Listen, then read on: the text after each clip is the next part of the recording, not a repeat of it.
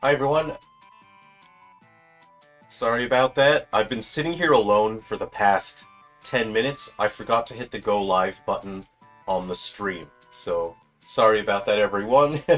Rookie mistake. Look, I haven't had my coffee yet. I've only just got my coffee. I was sitting here talking to myself for 10 minutes. And I just realized on YouTube the go live button was not clicked. So, rookie mistake. It's very early for me in the morning. I got up pretty early. I didn't get a lot of sleep. I was up late, of course. Um, ah. So hi everyone. I hope you're all doing well. Good to see you. Good to see you, Barry. Good to see you, Rashad Z. Thanks for that. It's always a relief to get a game launched, and to be able to get a game out to people. These days, that's my favorite part of all of this, is being able to come up with an idea and then get the game out to you guys. And whether that is through a commercial game or whether it's through the homebrew games that I make for legacy consoles, it's always just so much fun. I get to hang out with you guys and we get to talk about, we get to talk about some funny game concept that I thought up. Minty Unbox, hello, good to see you. Alright. Yeah, sorry for the late start, everybody. I forgot to hit the stream button on YouTube, so I was sitting here talking to myself. It was pretty sad. Oh, I wasn't paying attention to my life. I could have... Whoa, that was metaphorical and deep. I shouldn't have died just then if I was paying attention. The controller I'm using is an 8-bit Do or an 8-bit Do. I don't... Can you sound off in the comments and let me know how you guys say this? 8-bit Do, 8-bit Do. It's a pretty comfortable controller. I think it's supposed to be like Hall sensors or something to that effect.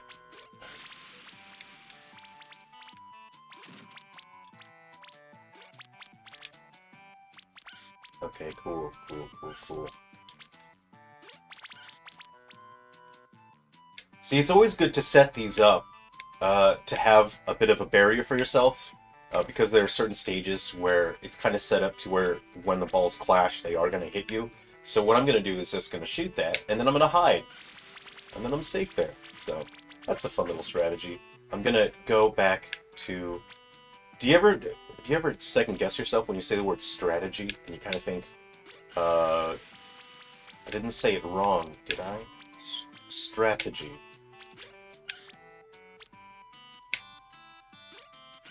Ah, I thought I was going to get that one on rebound. Okay. Last one. I got hit anyway, but that's okay. So, yeah, good to see you guys. I hope you're all doing well, and I hope you have a ton of fun with this. Again, it's about challenge and excitement with the puzzles, and then with infinite mode, it's pretty chill. Jerome Collins, hi. Good to see you. Oh, you talk about the music. This was such a fun soundtrack to work on. My philosophy for the soundtrack on this one was I really wanted to make it feel like it came from an arcade game from the 90s. So, there's sort of like a simple, saccharine quality to music from that era, especially the arcade music. And I need it to be something, energetic, as if you were walking past an arcade machine and you can hear it coming out of the speaker in the cabinet, and something that just sort of gets you pumped for clashing some balls, as it were. I used exclusively sound fonts from legacy consoles. So you're going to hear, in the soundtrack, you'll hear Super Nintendo, Sega Genesis, and I used particular sounds that familiar games would have used. Like, I used like the instruments, the voices. I used voices from A Link to the Past, Donkey Kong Country, what? Chrono Trigger, Breath of Fire. I'll switch over to another stage real quick. I'm interested to see how people play the game and what you guys think of it and how you connect with the game. And if the game sells well, then I would love to work on a sequel that has multiplayer. And that would be a two-player couch versus mode. You each have your own board. But I really need to see how people play the game and how people connect with it and understand it. So this stage uses A Link to the Past sound fonts. This is... I have a feeling maybe some people would eventually notice it on their own. But this, this track exclusively uses A Link to the Past sound fonts. So I'll turn it up a little bit just so you can hear it a bit more.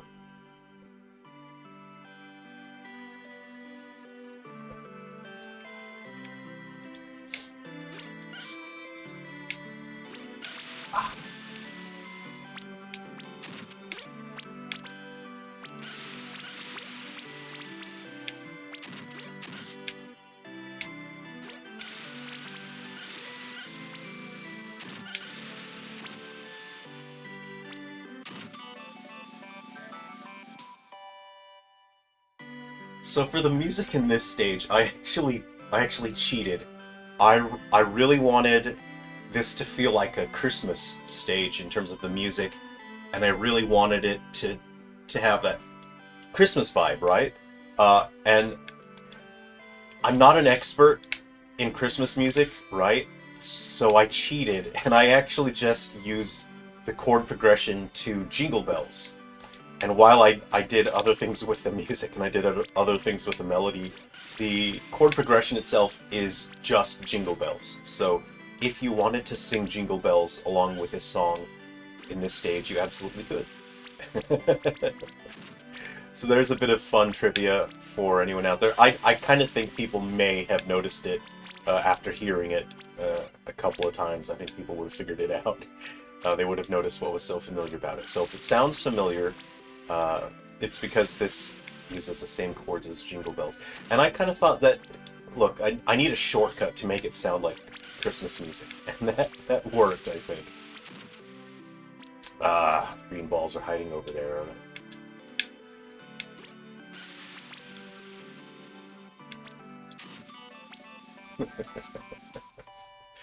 So yeah, this track uses exclusively Link to the Past sound fonts.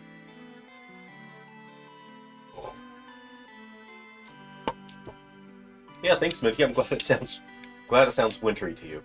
I think this is the first stage where you could just absolutely outright fail. And this is like 15, 20, maybe it's like 20 stages into it at this point.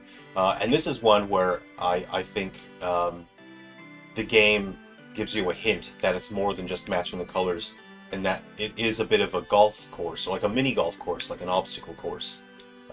Let's see here. So you have to approach it a pretty particular way, and it's pretty hair-raising, because obviously I spent hours and hours. There's very certain puzzles that I had to spend significantly more testing and fine-tuning, and I messed up. Come on, just go in there. There's certain stages where I know that you're cutting it really fine, and the balls, after they clash, they'll burst, but only, an inch or two away from the hazard. And I thought that was really exciting. I didn't pay attention just then. I'll just die. It's okay. Alright. Get that at an angle there. This one I'm pretty sure you kind of want to move at an angle here. So I'm going to try and... There we go. Shoot it at an angle just there. That's tense. That's tense, man. Okay. We're good. We're good. And I think it's these kind of stages that they're so tense that it's just exciting when you do get it right. This stage is so I think it's very telling of my kind of personality. A little bit of a prankster, I guess. If you've played my game Silver Falls Ghoul Busters, you can probably tell I'm kind of a prankster. not just as a game designer, but as a person in general. Because this stage, you think like, well, this is simple, right? You should have just, yeah, okay. And then the way you think you would approach it is like that, but it seems impossible. That's why you're allowed to skip stages, you can play them in any order, is because it gave me the freedom as a developer to just make some really insidious stages that are, you know, what a prankster. Why would you do that? So the solution to this stage, I don't want to spoil it for anyone, but in case you get stuck, if you don't want any spoilers, then just close your eyes for a few minutes. But if you do need a bit of a hint, you kind of have to shoot in between these guys in order. Ooh, I didn't get the angle right. If you get the angle right, they won't bound back. And it is a little bit of a prank on people because it's, but it's also a hint to future stages which are going to be a little bit more tricky, and you're going to have to employ some more. You're gonna have to employ some interesting trick shots later on. So this is like an introduction to that, and also letting you know that, hey man, the game's gonna mess with you a little bit. Okay. Oh, nice, nice. Please don't touch. Ooh. Okay. Now, if I don't screw this up, hey, hi Bex, good to see you. Jerome Collins. Oh, what fun it is to ride in a one-horse open sleigh. You got it. That's it. Okay. As long as nothing weird happens, we're good. Okay. And so that was, at that point I made the stages in order. I didn't make them out of sequence. It's not like a movie. So I did all of the beach ones first, and I thought these need to be pretty standard so people get the feel of it, and then I can ramp up the complexity. And then by introducing the mines in the snow world is where I thought, okay, I can ramp things up. This is where my vision for the game really was. Oops.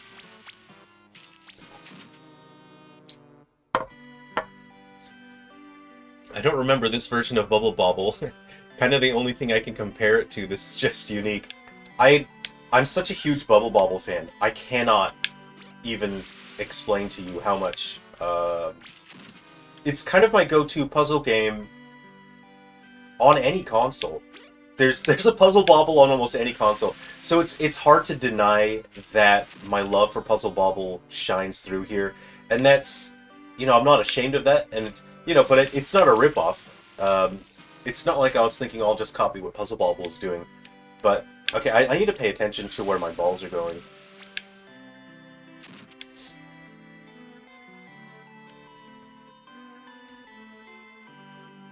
There's a couple puzzles that involve moving mines that I think are just like, oh, I'm so glad I came up with that puzzle. It's such a challenge, and when you do get to solve it, it's pretty exciting. Barry, good to see ya. Thanks for covering my games, Barry. I really appreciate it. If you need download codes, I do have them. I was able to get them. I need to pay attention to where my balls are going. Well, it's important. It's important. It does matter.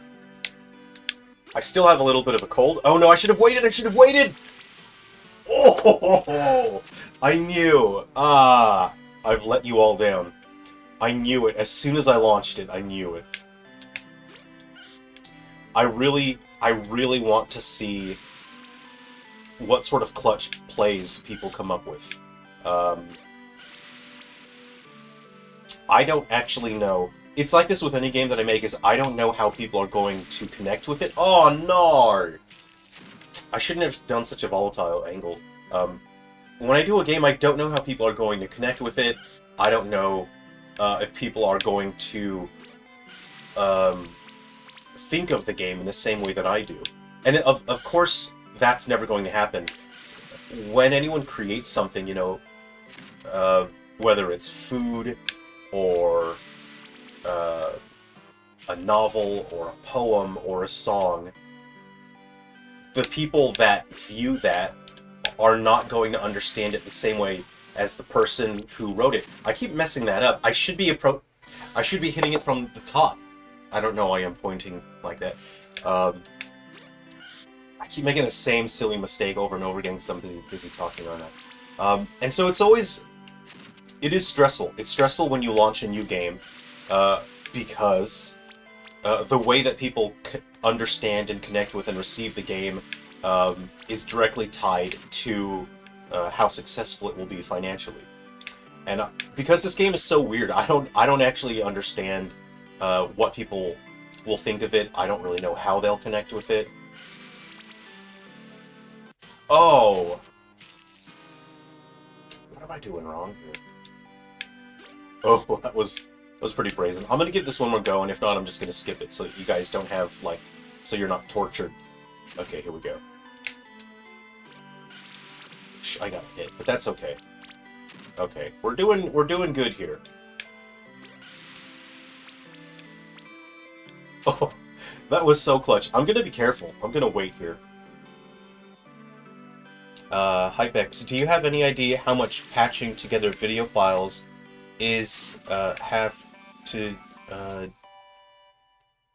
do, then not be able to comment on anything? Not fun. Hold on. Let me read that again.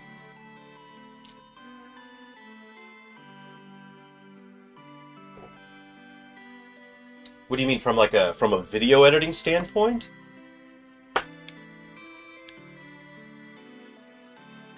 Hold on, I missed some things. I have so many ideas for multiplayer modes that I'll message you. Yeah, absolutely. You know what? Chat about it in the Discord. Put it in the general chat. We can all just discuss it and talk about it. I'd make videos on the game, but I don't have a capture card. I got a capture card, but it sucks. What I'm using, I don't have a ton of money for that gear right now, because I know that like they can run into the hundreds, right? Like decent capture cards. I've got one that was like $20, and it seems like it should be fine, but there's sometimes the longer you have it plugged in, like it starts introducing input delay. Like right now it's okay, but other times when I've been doing live streams, there have been like half a second delay, and for a game like, for any game, it's going to drive you insane, but for something like this, it's going to make it look like you suck at your own game, which is embarrassing. I thought I was going to get it. Oh, Hypex, you're talking about like patching together the 30-second pieces that you can take with the Switch? Oh yeah, there's a Discord. Barry, would you mind doing me a favor and putting the link to the Discord so that Hypex can join?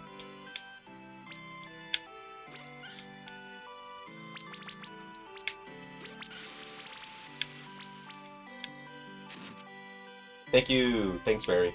I can always count on you. And so what I'm working on right now, aside from the commercial stuff, is I'm doing some crossover games for Clasherball. So for Silver Falls and for Breath of Thunder, I'm doing 15 exclusive levels. They'll be available on the PC, but I'm going to have a web build so that it doesn't matter which operating system you're running. You can just run the game through a web browser. So I'm doing that, and that's just so people can enjoy some Silver Falls stuff, and they can enjoy 15 new free levels on Clasherball. It's a form of advertising as well, so I can advertise Clasherball itself and let people know about it. Oh, if anyone out there, I did not pay attention to my health, otherwise I would have. I'm gonna skip that. I don't want to do that again. Let me know if the music's too loud or if it's driving you insane. Hey, James Gross, good to see you. Thanks for coming to hang out. What do you think of RPG Maker with?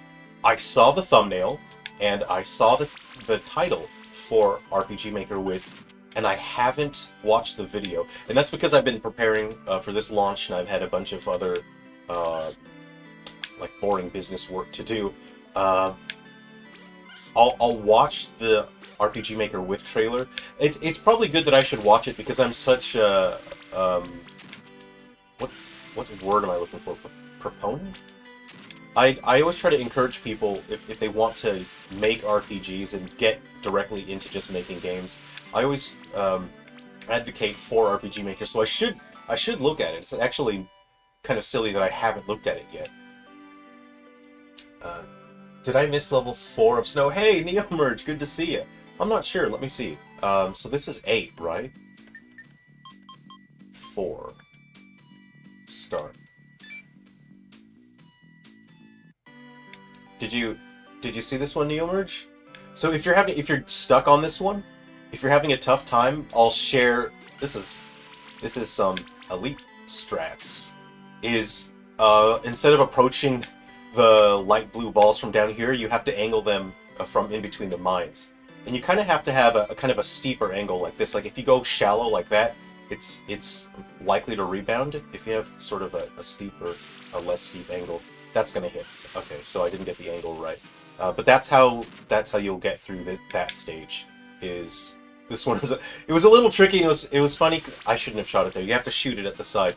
I kind of knew like this one was gonna throw people off, and that's of course why you can skip the stages and then play them in any order, and then you can come back to them later on if you want. I think maybe here. Let's try that. Nope. Okay. I need to be closer to the sleigh. That's what it is. Did you get this one? Ow. Okay, you guys get it. You get it. I did it earlier. I'm not bad at my own video game. Oh, it almost worked for you. It's okay. Well, I better do it properly then. Okay, hold on. Let me try. What if I'm like down here? Let's try that. Okay. Oh, you know what? I think you have to. It works. It also works a bit if you sort of angle it as well. Is that what it is? No, I didn't do that properly. Let's just see what happens. Let's ride the storm. It worked. Don't ask questions. It worked. Ah! I did that at the wrong angle, didn't I? Hey, Blue Basher, good to see you. Is the game on Steam? It will be on Steam. I'm doing like the financial steps with Steam right now in order to get my games onto them. Oh, no! You guys get it. Anyway, you'll figure out the right angle. You'll get it. But the game is coming to Steam. It will come to Steam. And hopefully that'll just be in maybe in 2 weeks or so. Put it on GOG and itch too. Yeah, that's a good idea. You know, wherever I can put it. Yeah, try that. Try that Neomerge. Eventually, you will find the right angle for it, where the blue balls won't bounce back and hit the thing. So this is a fun stage. Well, the soundtrack's not that big, you know. I'd like to put the soundtrack up just for free. You know, it's not like Silver Falls where there's tons of tracks, you know, for each game. So, RPG Maker with is. I saw the thumbnail on the video. It said something like it's like RPG Maker with friends. RPG Maker. I'm just gonna look that up real quick, so we can just talk about it.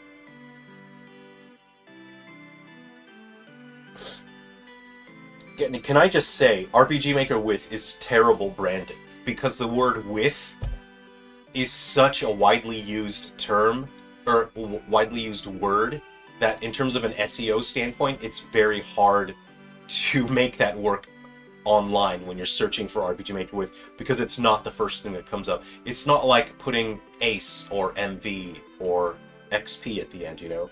So let's see. Asset sharing feature. Not only does this title offer the polished game creation features from previous entries in the series, but it also introduces asset sharing. This allows users to share their created game assets via the internet. Guys, we've been doing that since RPG Maker 2000. Okay. In addition, the game has been fine-tuned for home consoles, so everyone can comfortably enjoy the experience of game creation. I think I get it. I think it's easier to create your own assets and then have it run on consoles. From my understanding, the vast majority of the experience of RPG Maker on consoles is you don't get to create your own assets. You have to use either what's in there or what you pick up from asset packs. So I'm assuming RPG Maker with makes that process more enhanced to where you can create your own graphics and music or whatever. I must muck that up. We clashed, we ball. Was this your first winter level theme for a game? Because I've done other games with winter levels. Winter levels Snow levels, they're always my favorite. This one, yeah, make sure you move at an angle here. Okay, I missed it. Okay. There we go. Yeah, for a game. I've made a mobile game that had a winter-themed level. Ah, Nard. Oh, Nard. What angle? Oh, you know what? I'm pretty sure you're supposed to approach it from the side.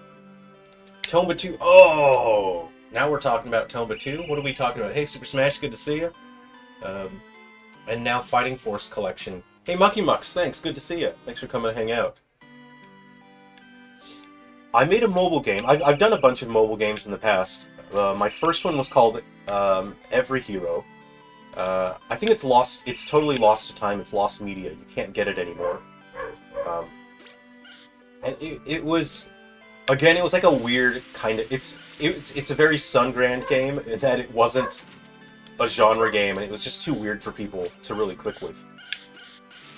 But I've held on to the assets for Every Hero, and I've been coming up with a couple different game concepts so that at some point I can use the assets from Every Hero. And one day I will, you know, use those assets and just repurpose them for a new game. Because I think they're kind of charismatic and cute. I think I did that game in 2012, 2014, something like that. So I think I went a little too hard on some of the winter stages. And again, I thought it would be okay because you can play the game in any order. But like those bomb stages, I think I went a little too hard. And then I think at this point I dialed it back a little bit, and I thought, whoa, it's a little Hypex. A Silent Hill styled Silver Falls game would be way too interesting. A PS1, PS2. Unfortunately, I'm not in a position where I can spend time learning PS1 and PS2 development.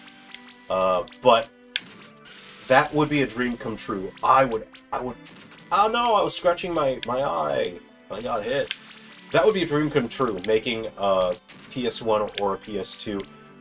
Honestly, it's more likely I will do a PS1 game because PS2 development, especially for homebrew, it's not great. It's not advanced to where tools are highly usable and mature like it is for other consoles. So it's unlikely I'll be doing a PS2 game anytime soon, unless there's someone out there who has a total setup for something like the Renderware engine and has it totally set up for PS2 and wants to share it with me, and then also share a couple guides on how to use like Renderware and how to make it output and build the PS2 image, and then how to master the PS2 image.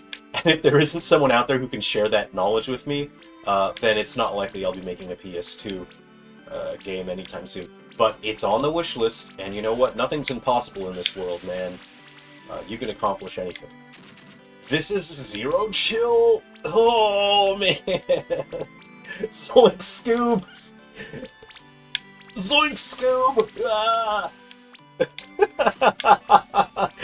Okay, I was getting a little bit sweaty knuckled there. That was pretty fun. Hey, Ballistic Coffee Boy, good to see you, man. It was great doing that interview. It was really fun hanging out with you. Let's do it again. Let's chat again. I'm still going through some paperwork stuff to get this onto the VCS, but we're getting there. We'll get it launched as soon as possible on the VCS. I sent some inspiration from David Wise's work on DKC SNES. And speaking of Donkey Kong Country, we'll go to Donkey...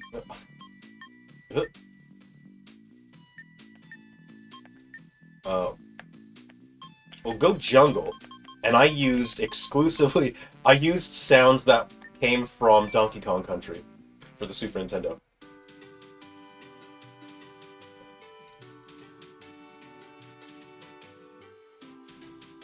Jerrel, I don't know if this is by design, but if you exit the level back to the menu, you can see an embedded outline of the previous environment you played in. Yeah, that is just part of the graphics. It was to make the backgrounds look a little bit more interesting, so they weren't just flat. So that is normal. Otherwise, it looks flat back there, you know what I mean? A lot of modern games are using the PS1 style these days. You could always do that and release on Switch or something. Oh, I absolutely want to do that. By removing floating point precision from the models and having texture warping. I absolutely want to do that, but I don't want to use it as a gimmick.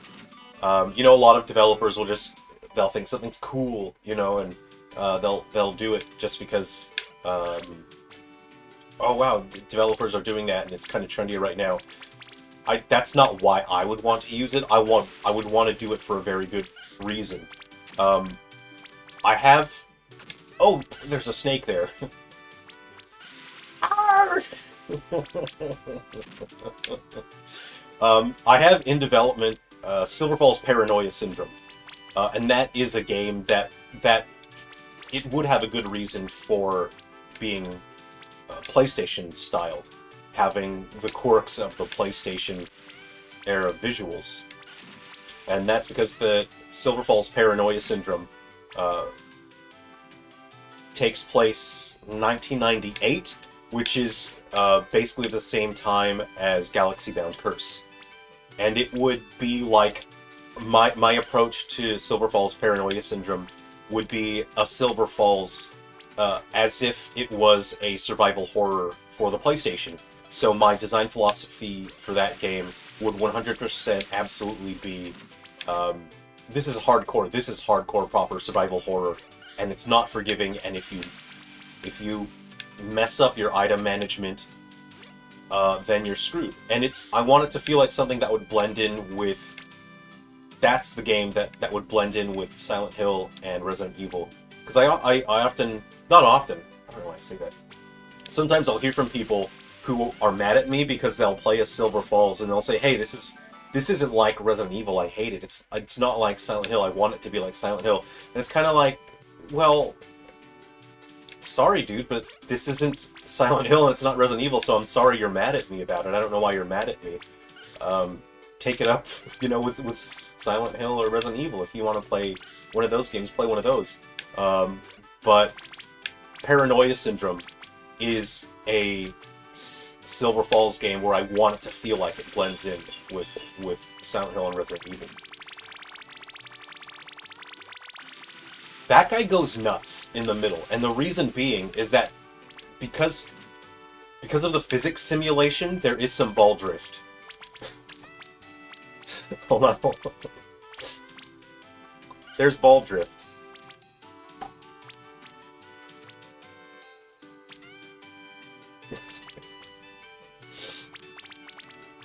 Yeah, so... If a ball is sitting there on its own, it does actually drift over time. I could give you some like wanky answer, like, oh, there's gravity simulation and this and that. No, it's just that if you set a marble on a surface, and there's imperfections on the surface, it's probably going to roll around. And there are minor imperfections on this game board surface. There is a very minor inward slope to it, a convex. To ensure that the balls interact in a pretty particular way.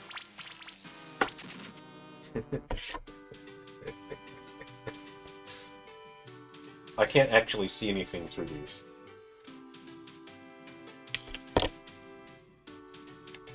Did I complete? I died.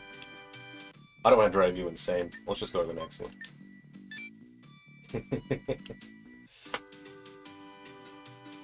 That sounds like the Terrible Joe's Diner. I had the pink ball pop out from the center for me. Yeah, they can do that. Like, see, if you put this on fast motion, all of the balls that are singular are drifting. And that's because of physics simulation. These are not perfect spheres. These are just... They're just 3D models, right? And they have a limited number of sides. So from the get-go, they're going to drift. Now, I can change it so there's less tolerance for that, but then it means that there's overall less accuracy in terms of the physics simulation. And so for me, it was more important to maintain the overall accuracy of the physics simulation, so that's why they drift a little bit. Laura said a simulation-style game like Gas Station Simulator in Silver Falls universe would be kind of cool, maybe defending the diner while running it. That sounds fun. I have seen videos of what's the game? What's the game where you're like in a gas station, like a creepy dude comes in, and I've seen videos of that, and it looked pretty cool. But yeah, I'm I'm hoping one day that I can work on more Silver Falls games again, but it's gonna have to wait until my non-Silver Falls games. It's gonna have to wait until they're selling pretty well before I can work on Silver Falls games again. But I really would like to do Paranoia Syndrome one day. I already have all the story, the gameplay, the mechanics, all of that's already planned out and done. I just need time and funding so I can work on it. But the character or the characters that are in Paranoia Syndrome, they've already been introduced, so they're in the series, so you know who some of them are. Not all of them, but some of them.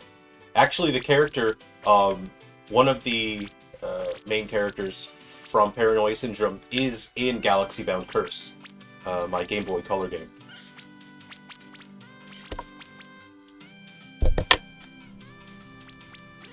Wow!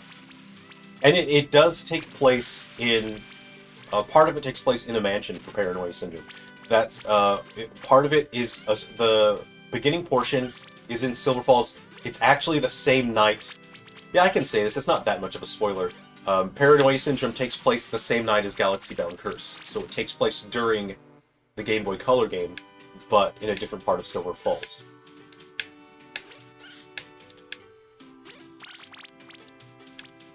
Ooh.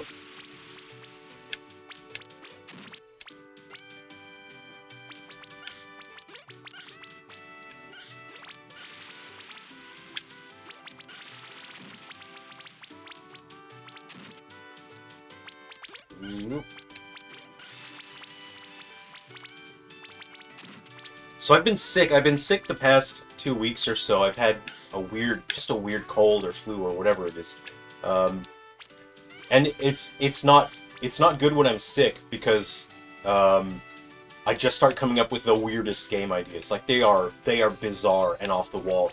I usually write them down anyway, but they're usually not concepts that you should action.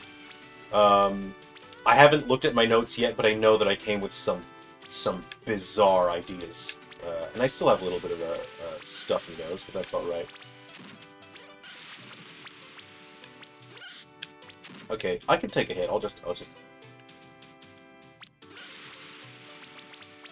Yeah, that gas station simulator. Didn't know there was a GBC game. Yeah, it's on the itch page. If you check the links in my videos, I think the description of this stream has the itch.io link, so check that out. And Galaxy Bound Curse is totally free. For many people, they tell me it's their favorite one.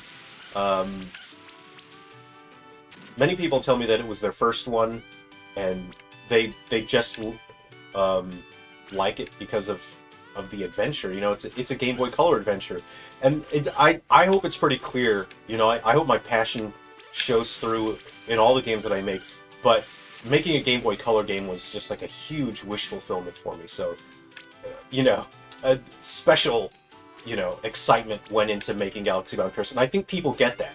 I think they feel the excitement from that, which is why they like it so much. Additionally, where do I get the Discord invite? Hold on, I'll see if I can grab it real quick. Let me go ahead and get that Discord invite, and I'll put it in the comments section.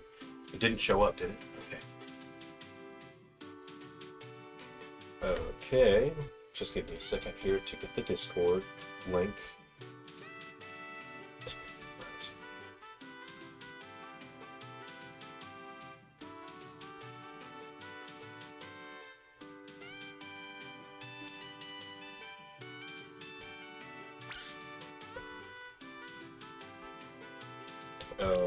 Okay, invite people.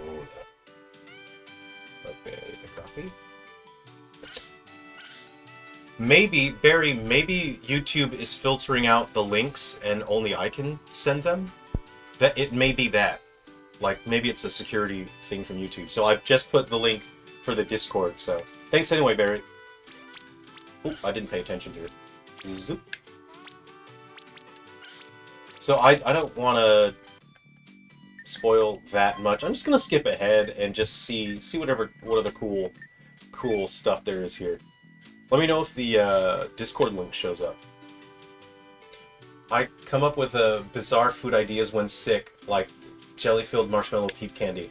I dig it. I'm behind you on that. That sounds pretty good to me.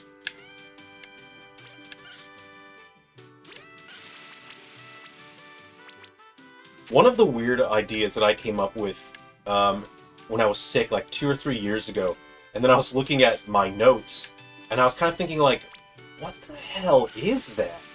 When I was looking at my notes, I wrote down concept notes for a game called Battle Chef Horse Hockey. And it's hockey, but you're riding a horse, and you're a chef, and you're trying to hit the puck into the other person's goal. Wait, no, that's not it. Wait, no, yeah, it was. You're trying to hit a puck into the other person's goal, but you're also you're picking up food, and then you're putting it into your pot, right? And then the more food you get into your pot, the more points you get, but you can get your horse to spit in the other person's pot, and then that subtracts points from them. And I only came up with that because I think I had a fever at the time a couple years ago, and that was Battle Chef Horse Hockey. And that's the kind of stuff that I come up with when I'm sick. So it's like, I need to stay away from all work when I'm sick, because weird stuff's going to happen if I'm near a workstation. So that's why I avoid work when I'm sick. I kind of like this gimmick. You know, it's a simple gimmick, and it's fun. This is where I think it becomes more of a fun obstacle course and less of color matching as you push this guy around. I'm not paying attention to my health here. I'll skip ahead. Battleship Horse Hockey sounds good. Oh, this is I love jump ramps, guys. Okay, I have to admit it. This is my secret jump ramp aficionado. I am finally admitting to it. The first part of recovery is, admitting. And I admit that I love jump ramps. And when I was a kid, I eventually got those, like, it wasn't Hot Wheels, it was like a generic, no brand, the racing ramps and all that stuff. I eventually got, a set of those. Man, I love me some jump ramps. I'm gonna say it. I can't deny it. I can't hide it anymore. Eventually, you guys are gonna find out how much I love jump ramps. I like making cars make big jumps. I like making the little cars race. And I guess this was a little bit of my passion for jump ramps coming out. Also, I'm a big Tony Hawk Pro Skater guy, so things with ramps, I love a good jump ramp. How do I not get killed by that? Oh, you can, like, swing around. Yeah, you can swing around, but that yellow ball's gonna get in the way. Why? I've got 1 life point left, Kaiba. You can't have 1 life point in Yu-Gi-Oh! That's ridiculous. I had the realization last night that Hungry Jacks should commission a game from you. I'll do it. I'll do a Hungry Jacks game. I'm a big Hungry Jacks fan. They can pay me in Angry Whoppers. I'll do it. I'll do it for food.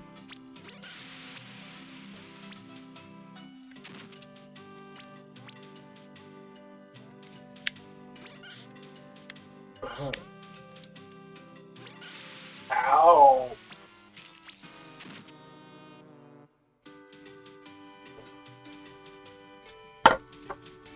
Let's see the next stage. Let's just... Okay, so I'm just gonna open up my notes, because now I'm kind of curious to see what I wrote down, because I know that I wrote down a bunch of things while I was sick.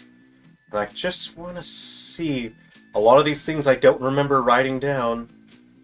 Let's see... What's that?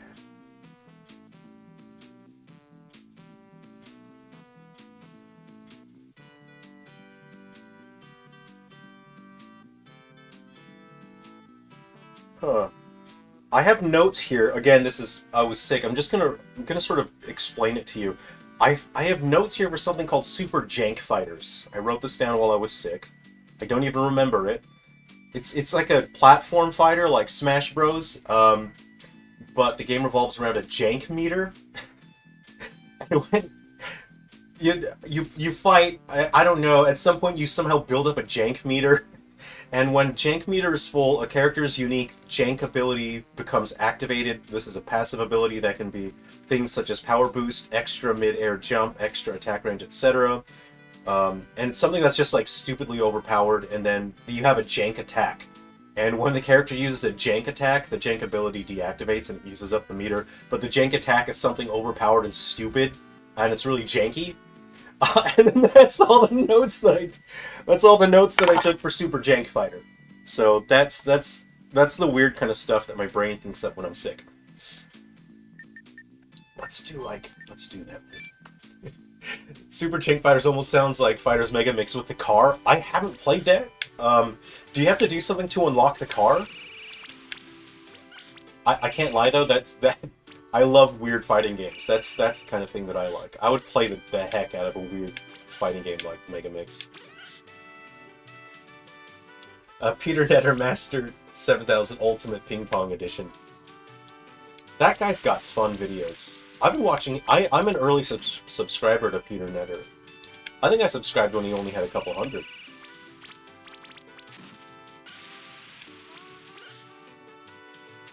I came for the Sonic content, but I stayed for the jank. I think you could unlock the car after winning the game with some character. Oh, okay. Okay, let's go ahead and hit that. I want to see more cool gimmicks. Let's see more cool stuff, man. So I do want to do Pony Petter on the phone, right? But I need to do some research first on how to do high score tables so people can submit their high scores and then you can display it. Because I want to do an online leaderboard for Pony Petter. And how it'll be is you get whatever score you want on Pony Petter and then you press the submit score button and that submits your score to the leaderboard and then your score resets after you submit it. So what's the trick here? So now... Got it. So you see, right before it touches at the top, right before it gets to the gold ring up top is when you shoot your ball. So, now. There you go. That's how you get it. Now. And one more, and now. Okay, there we go. We got it. Ooh, hide behind there. I missed so bad. Wow. Owie.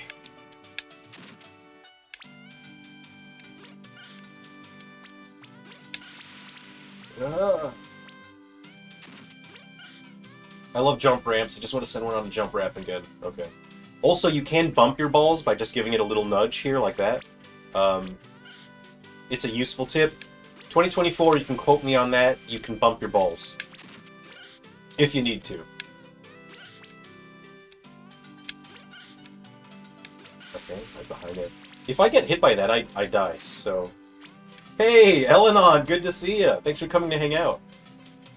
So I don't want to take a risk and get hit by that. I'm going to approach that one from downtown. From way downtown. I shouldn't have mucked around with that white one, huh? If I get hit, I will be sad. Why? Oh no, I did such a bad job on that. Okay. Good recovery. Yes! Oh, and I did a sick jump at the end. What?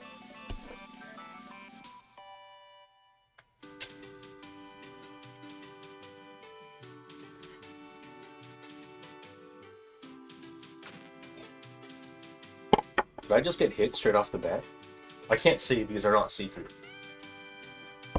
Oh, yeah. Oh, I love this stage. This is a fun stage. I like this one. Do a jump. You gotta approach that one from a pretty specific angle. Is it this angle here? I just want to knock him out. There we go. You gotta knock... It's easier to knock them off the platform, so if you look where I am there, where I launched it, that's you can knock that one down. Clasherball with animals. You just got home from work. Nice! How was work? How was your work day?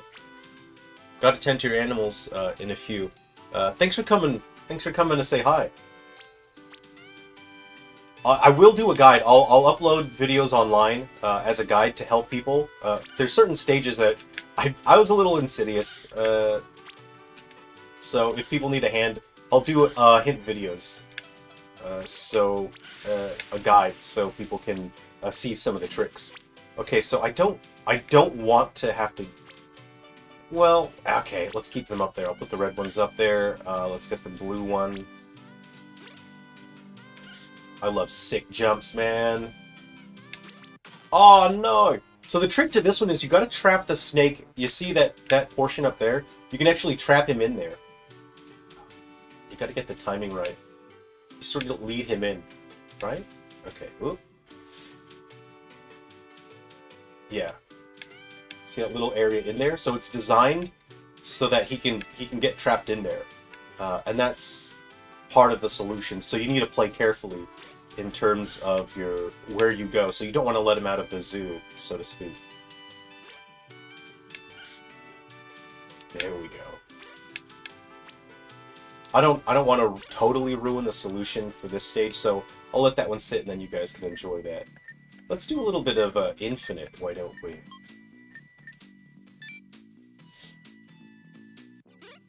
Yeah, I'm at a point right now where I just need to figure out what games have the highest chance of selling well, what games are likely to where content creators would be interested in talking about them and sharing the game. So right now I'm just trying to sort that out.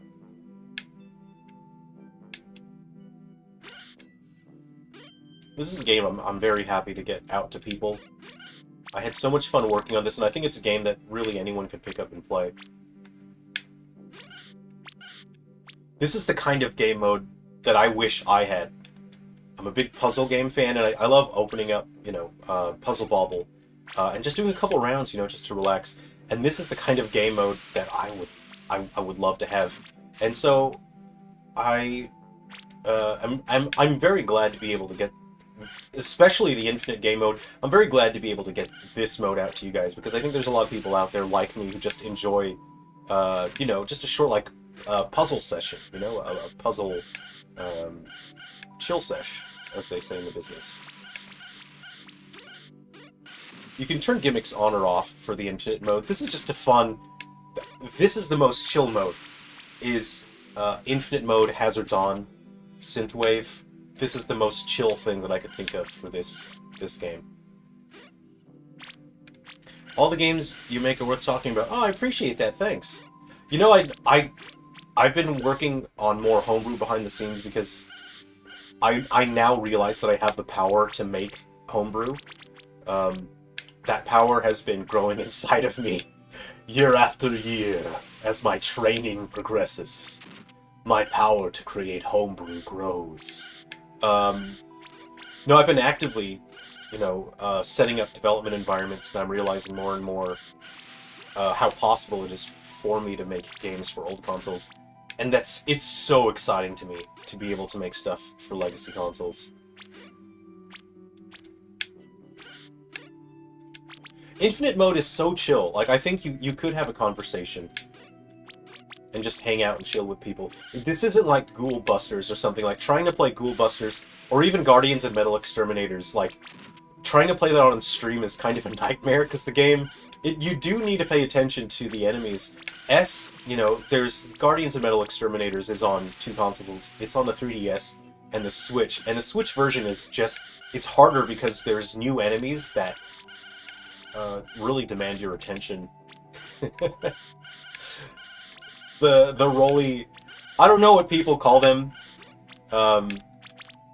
because I designed the Silver Falls game so people can just come up with their own names for the enemies, but I kind of think people refer to the one of the new enemies in Guardians and Metal Exterminators as the Rolly Asshole. He just rolls really fast and knocks you over. Um, and that enemy you really need to pay attention to. Hey, Sakaromi, good to see you. I hope you're enjoying the game. Yeah, Hazards on for Synthwave is more like an ASMR experience because the gravity well, it really stops the balls from being dangerous after they clash. So as long as you don't get too close, it's fine. This is more like a chill ASMR session. So I'll exit and I'll turn Hazards off. Elenon, today I had to take over a job of wiring a house because the person hired had no clue what they were doing. Oh man, I know what that's like. By the end of the day, I had everything working and wired correctly. Nice! Well done. It's tough because I don't want to be hypocritical. Because I'm not, you know, like, I'm not formally trained when it comes to doing that kind of stuff. I don't have, you know, the proper education. My father figure taught me how to do that kind of stuff, that kind of work. And so by all rights, I'm also like a cowboy tradesman. So it's not, you know, I'm kind of pissing on people from a great height by, you know, criticizing another cowboy tradesman. Because I'm a cowboy tradesman. But you know, you see dodgy jobs and you think like, you could have done that much better, mate. Ow, ow.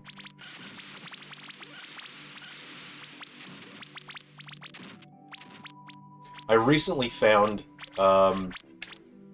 noticed my laundry. I live in Australia, and my laundry, whoever owned my house previously, they did a bunch of work, but they were as dodgy. They were as dodgy a cowboy tradesman as you could get. And he tiled the laundry. The laundry is connected to the garage. They tiled the laundry and they covered up the drain that's in there. And so whenever there's a problem with my washing machine, it floods and the water goes into my office. And I'm kind of thinking, like, that doesn't seem right. Right? Turns out he tiled over the drain. So that's dodgy, you know? Oh no, I thought I was going to get that teal ball there. Cyan? Sound off in the comments if you think that's teal or cyan. Hey, did you see the launcher help me just there and put the cyan ball? Teal. That's more. No, I'd say it's more cyan, right?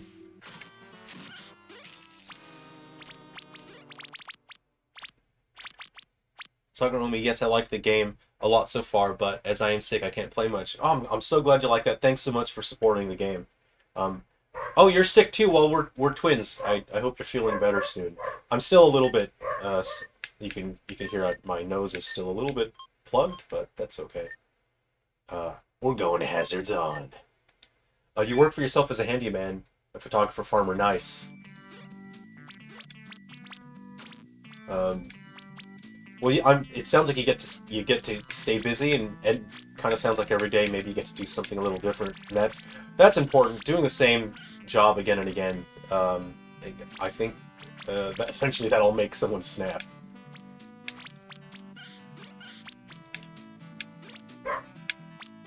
This is my favorite track of music in the whole game because I got to use Sonic the Hedgehog sound fonts.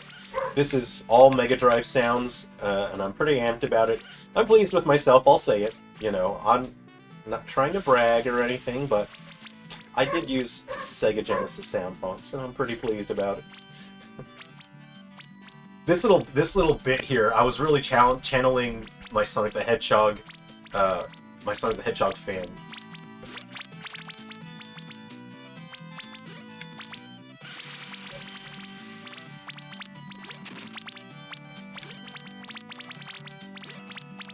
Yeah, I'm pretty pleased that I have access to those sound fonts and I can make music for Sega Genesis.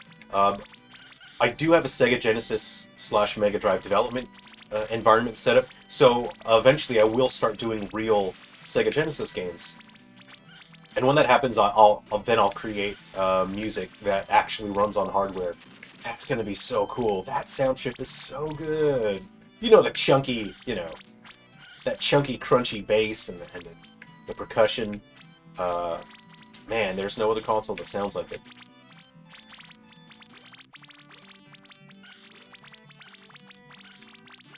This is beautiful chaos.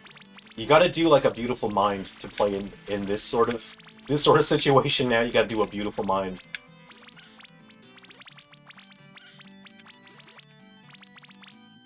Yes, balls.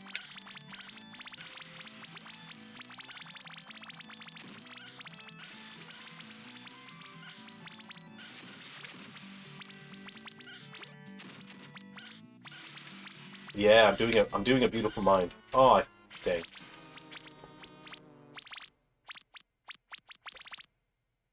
Okay, we're going.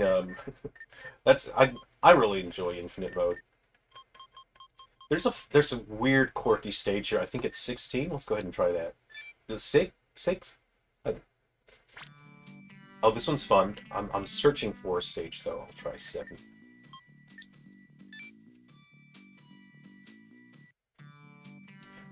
This is my favorite gimmick.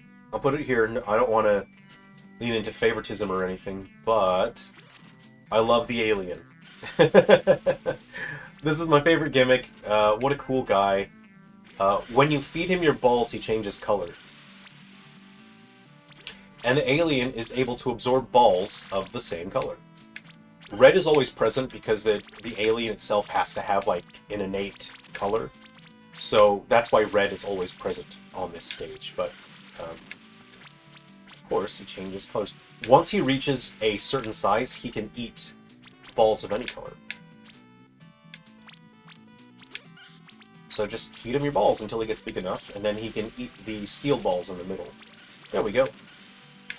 Eat him up, eat him up. Go, eat them. Yes, eat them. This gimmick, I didn't know, early in development, I didn't know that I was going to have a gimmick like this one. It was when I started making the space station levels. That's when I came up with the idea. So I didn't plan out from the beginning what each gimmick was until I started working on the stages themselves. So, I really did this game in order. This is the most in-order game development that I've ever done. I just waited until I was actually making the stages. And the reason why I didn't plan them all out from the beginning was because I had never made a game like this before. It's impossible to plan something out like this from the very beginning without knowing the gameplay style first. And it's interesting because I didn't actually know the gameplay style until I had done a number of stages.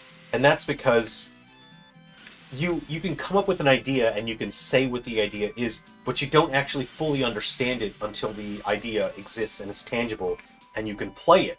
And then that's when you can really create concepts for it. In this situation, I needed to wait until I actually made a bunch of stages so that I could understand what is this game actually about, how do you engage with these concepts, and that's why I waited until I completed a bunch of stages, and then I came up with new mechanics after completing the previous world. And so it was the very beginning of the space station where I knew I wanted something like this. And to me, this feels like a very late 90s, early 2000s concept. It feels like this would have been a late PlayStation 1 or an early PlayStation 2 concept, just in terms of how interesting and weird it is. That feels more like a PlayStation 1 concept, now that I think about it. Okay, Eleanor, we'll see you in a bit.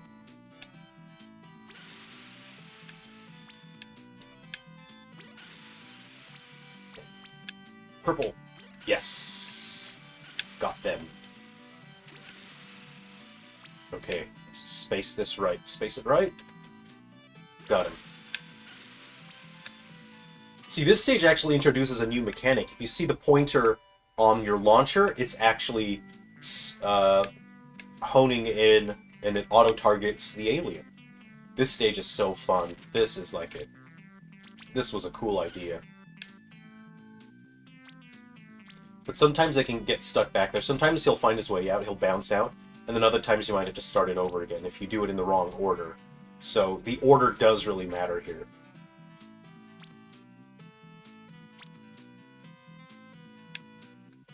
Yeah, I'll start that over again.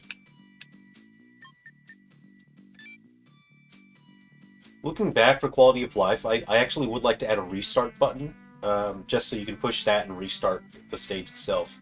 So, yeah, you want to be careful about the order, so I'm going to put him off at an angle here so he doesn't do a huge jump. And you kind of want to wait until you've got a color. You want to wait until you've got black or white in the beginning just so you can get rid of those. I've got black now. There we go. That's part of the strategy here. I'll use white now to eliminate that. Please get the white ones. There we go. Okay. I need to get, I'll try and get another black or white here. Just go back in there while I find another black or white one. Let's see. Blue. No, blue's good. Oh, purple's good. Okay. Ah! Okay, go in there, please. Angle was wrong.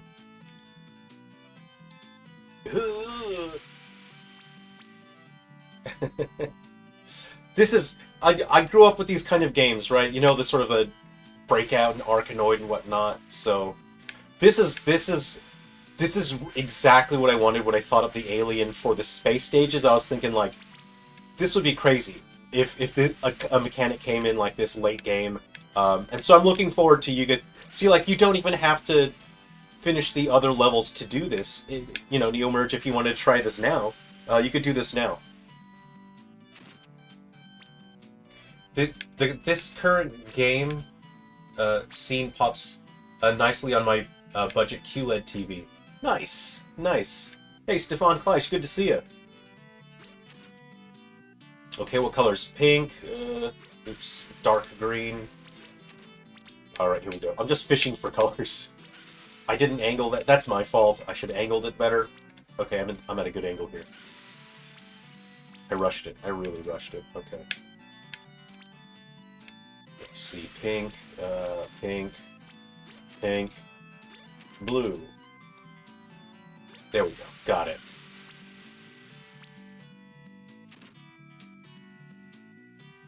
I kind of feel like... I feel like in the mid-90s, they would have put a timer on this. And that would have stressed me the F out. I wanted it to feel like one of those experimental PlayStation games, you know? This stresses me out. Oh, that's annoying. He'll come back, don't worry. He'll come back. Just go that way, please. Okay, let's see. Don't go over there, bro! Okay. That's... No! Okay, I messed that up. That's my fault. Let's send him... Okay, I've got a pink ready. Wait till it comes back. Did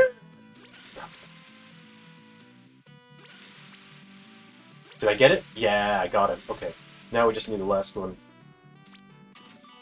Yeah, I left a little bit of leeway because I know that some weird things can happen. So if you only have like one color left or one color left on there, it does let you go through. I had to do that because the stage was being weird. Sometimes it wouldn't fully register even though you've got them all. So I dialed back the victory requirements on that one. That's the only stage that does that, because that's the only stage like that that's so weird. Otherwise, it could get stuck, and then it just would sit there. So maybe one day I'll figure out what the heck was going on. Agreed, I hate timers in games in general. Yeah, there's already so much going on in games anyway. And timers just kind of, I think they kind of ruin things. Unless it's a very specific core part of the game, I think they're just so irritating. I'm going to nerd rage here a little bit. I really liked Zelda Hyrule Warriors. I really only ever played that multiplayer co-op, couch co-op with a friend of mine. And one of the most infuriating things about that game, we played it on the Wii U, and then afterwards we played it on the Switch, was there was like a 15-minute time limit in order to get an A rank. So you had to... No, it was like 10 minutes or something. It was something absurd. So not only did you have a stupid amount of objectives to complete, you could only take like 2 hits before you could no longer get an A rank, and then you had to do the whole level before 10 minutes, which basically meant that it didn't matter what level it was, we weren't allowed to use any character except our most powerful ones, which was Link. Link was the most powerful character. So there was never a point where the game actually allowed us to use the other characters, because logically, if we used the other characters, then we would be at a point where the character's so weak that we can't complete the mission fast enough to get an A rank. So there's no point to using other characters. We had to use Link and Zelda, who were the strongest characters. And at that point it was boring, because then we didn't get... The roster is huge in that game, and the game was working against us, and it would not let us play as the other characters. And it was so frustrating getting through a mission and looking at a clock, and we would watch the clock in the game, and we would look at it and see we're not going to get an A rank. We're too far behind.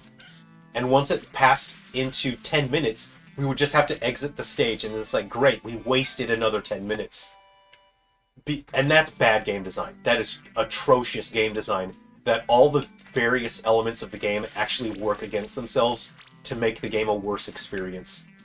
So that's my nerd rage right there. I'm going to call it bullshit. That is a bunch of bullshit. Let me see if I can get the timing right on this one. Yeah, I got it. So this I love. I love the missile stages. I knew that by the end of the game I needed to ramp up the mechanics here. You get to shoot missiles! Let me see if I can... I'm gonna jank my way through this, guys. Yeah! Don't do what I did and jank through my own game, alright? Play my game properly, please. I'm allowed to jank through my own game because it's mine, alright? Oh, dang it. Alright, I'm just mucking around now. I'm just joshing, guys. Oh, damn it. Okay. I'm messing up so bad. I'm ruining my speed run here. Okay. White. There we go. Ooh, almost got hit by that. Olivian. I had the same experience. There were so many missions I couldn't A-rank because my characters were too weak. Exactly, and it's so frustrating. But that being said, Hyrule Warriors on the Switch did fix that. They adjusted the amount of damage you could take so that you could take way more damage and still get an A rank, and you could take longer on the missions and still get an A rank. So I would say that the Switch better is significantly better on Hyrule Warriors. It's way more playable, but having 2 screens was so cool on the Wii U version. I still like the Wii U version because it has... I don't care about getting hit. I'm too cool. I like the Wii U version because it has the gamepad play, but the mission objectives are impossible to have fun with.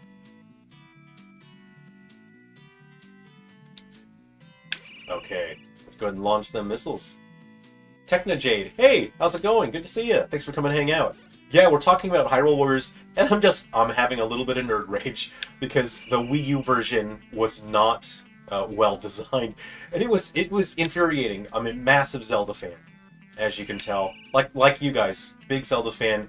My buddy is also a big Zelda fan, and it was such a fun, chill game, and it was so weird because I said for years I was so like conflicted because I was saying to my friend as we were playing it, like, I feel weird saying that this is my favorite Zelda game in a very long time, and it's not even a real Zelda game. It is a Dynasty Warriors game. But the reason why I liked it so much was because at that point in my life, I'm a grown adult, so I don't get to spend a lot of time hanging out with friends. And so that game just allowed me to spend time with one of my friends who I don't have that many. As an adult, you don't get to have a lot of friends. So you value the friends that you do have, And the fact that we could do something Zelda related and we could play games, we could hang out, and it's not super demanding in terms of your attention, so you can still socialize. That's why I really liked Hyrule Warriors. It was a pretty chill experience to where you could socialize, you could hang out, you could talk. And it was Zelda. It was a Zelda thing, and that's why I like it so much. So for the longest time, that was my favorite Zelda game, and I felt so weird about it because it's not even a real Zelda game. It's a spin-off, you know. Oh, did you see my trick shot? Yeah, I'm a professional gamer, pro gamer. That was bad. That was embarrassing. I went right into it. Zakaromi, trying to get some sleep. Rest, get well soon. They do say that chicken soup really does actually help, you know, so have some of that and relax and get well soon. I'm still a bit sinusy, as you can hear, but I'm glad I'm not all, you know, snotty and gross today. This is fun. I like jump ramps, as you can see. I thought this would be a fun. This is a gimmick that's introduced in a different stage, but I thought it'd be a fun one to bring back a couple times. This sort of round ramp. My coffee's ice cold. I might make a new one.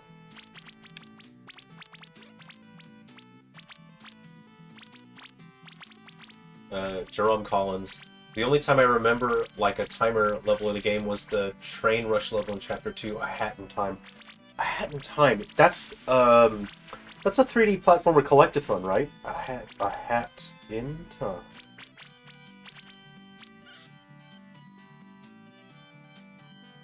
Oh, this game is gorgeous. Yeah. This is nice. I like that kind of thing. It's a cool looking game. I haven't played it. What are you doing up there? I don't know where I was going with that, honestly. There are unlockable worlds as well. So after you complete every single stage, there is a new world to unlock with new puzzles and a new theme. And it is, it's retro styled and it's all pixely. And then beyond that, if you can get 3-star ranking on every single level, which is, that's going to be tough. But if you can get 3-star ranking every single level, you get another world unlocked, and it is like a Game Boy style. It looks like Game Boy. And that's kind of wild, you know. So that's going to be a tough unlockable. Okay. I do not want to get killed, so I'm going to angle this. I'm going to start up here, and I'll angle it in like that. Okay. Come on! Yeah! I'm a pro player. That's Stefan. I saw a YouTube video about Switch co-op games recently that concluded that Age of Calamity is the best co-op game on Switch. My friend and I played a heap of it, and for some reason, I really respect Age of Calamity for what it accomplishes. It's gorgeous, but for some reason we enjoyed Hyrule Warriors more. And I think it's because of the battle mechanics. In Hyrule Warriors, you have to eat the enemy's pie. I don't actually know what it's really called. That's just what I call it, is eating the enemy's pie. And in Age of Calamity, it doesn't have that, so you can just kind of button mash. I mean, obviously there's some mechanics to it, and there's some unique stuff to it, but at the end of the day, you can actually just button mash and win in Age of Calamity. And my friend and I preferred the pie eating in Hyrule Warriors. Okay. Come on! Please! Oh. Okay, I'll try this one. Oh, you're supposed to use the speed ramps. Okay. Please get out of there. Please get out. Come back. Baby, come back. Okay. Speed ramp. Use the speed ramp. When that guy comes back, I use the speed ramp and I launch it. You have to wait. You have to time it. That's bad timing.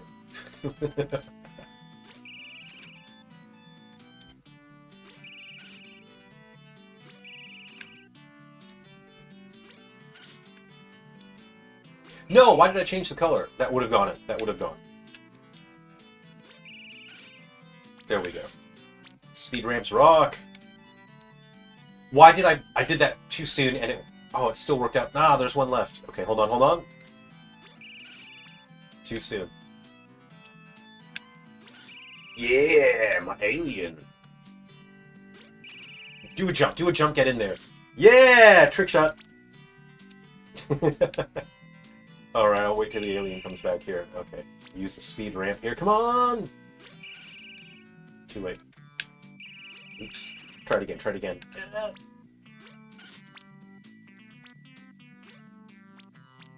Okay, pink. I gotta get that one pink that escaped.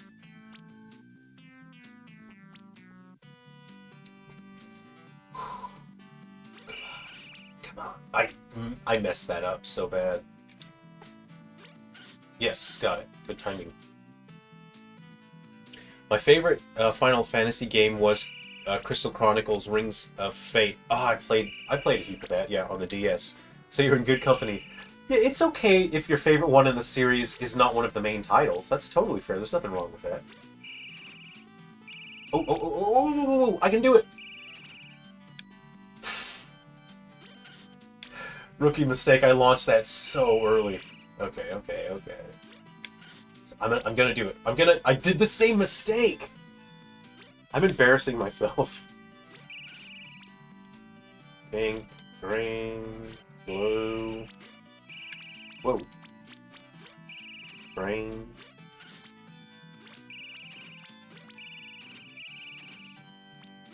Yes! Come on, why? Why, God, why? Yeah, no, he jumped over one. I'm cursed. I am cursed. Okay, come on, come on.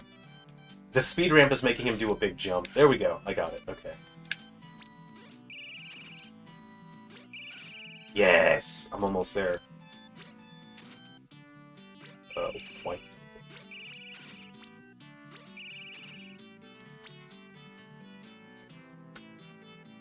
I would argue Good Job is one of the best co-op games on Switch. I had a blast playing that with a friend recently. I will look that up. I have not heard of Good Job. These days I mostly only play co-op games. Come on. Oh, I was busy thinking. I don't really get to play like the big single-player games because I don't have time for that because of my work schedule. And I mostly only play co-op games so that when I do get to catch up with a friend, we get to play a game and we get to hang out and we have something fun to chat about. No, come on. Come on. Go in there. Go in there. Yes, okay. This is a stage where, again, the victory conditions are a little lower because, again, the alien is weird. I think the alien has AI and he eats the code. It's weird stuff, so I had to lower the victory conditions on that just so that the game, it absolutely would progress. Hey, Lee Comstock, good to see you. Thanks for coming to hang out. Let me look up Good Job on the Switch. Yeah. Good Job. Good Job. Oh, yeah, this looks like something my friend and I would play. My one friend.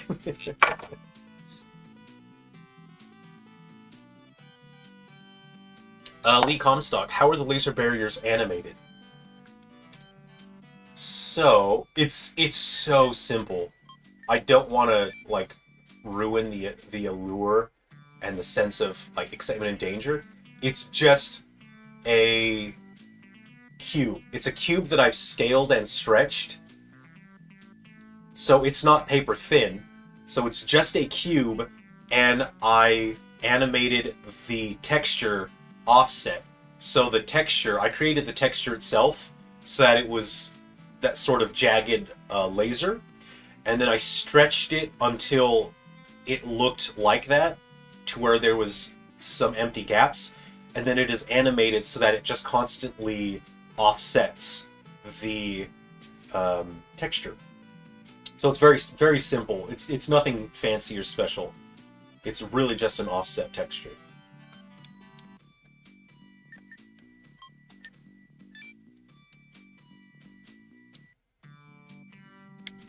This... Oh, this is a fun stage. This is fun. Okay, so what you have to do is you have to get a missile. Oh man, you have to really, you have to shoot them at an angle like that. I think I gotta get that blue one out of the way. It's gonna knock it. No, we're good. So you have to shoot them at an angle.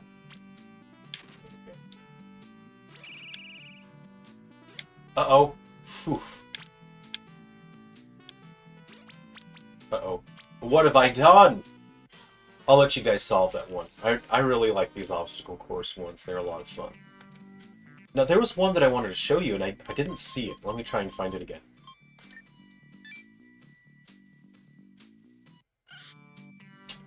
This one's one of my favorites. As you can see, there's a timer. This is the one stage that's really got a timer on it. So you can see what happens is this gravity well picks up the asteroids, and then it drags the asteroids into this mine here. So you do actually have a time limit on this one.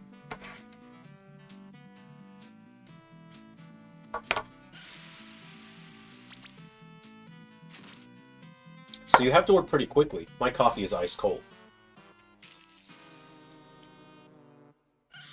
So this one, okay, so you want to get rid of those as soon as you can. Come on. Okay, so you grab that missile. There you go. And you kind of have to shoot at an angle. Wait till the missile respawns. Grab it. Shoot another missile. And then you have to get rid of these red ones here. There's one more. There we go. They'll clash. And you can see I was able to eliminate all those, so now it won't touch the mine. Let me go ahead and get rid of that. There we go. And the last thing to get rid of is that. I'm gonna wait for the gravity well to get closer so it can suck them in. So that way there's no accidents. Uh-oh! Oh! I should have come in from the bottom! Why? Why didn't I come in from the bottom? Anyway, yeah. I'll go back to something kind of chill here. We'll do Synthwave Infinite. I'll go hazards. Hazards on, hazards off. Hazards on, hazards off. Also let you know your best score there, so. I think it'd be fun in the community if, once a week we sort of picked a world, and we just kind of see who could get the highest score, I'm so glad with this game mode I was able to make something where, if you're waiting for your train or your bus, or you've got a quiet moment during your lunch break at work, and you just want something relaxing, just to fill in a couple minutes, this is the kind of experience I would like to have, so. But I can't really play my own games. It's not. It feels weird playing my own games from a fun standpoint, so I don't. It's just,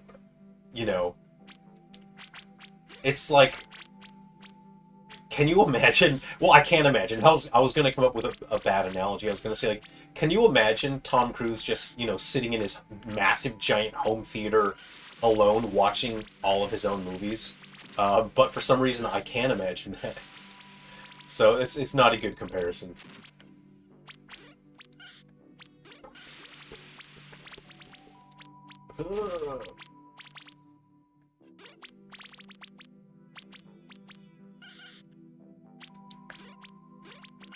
I was gonna go in at an angle. Okay, this is coming to Android as well, and it will be free on the Android with ads. So, every once in a while, an ad will play, and then that earns some revenue for my studio, earns me a couple cents here and there. So,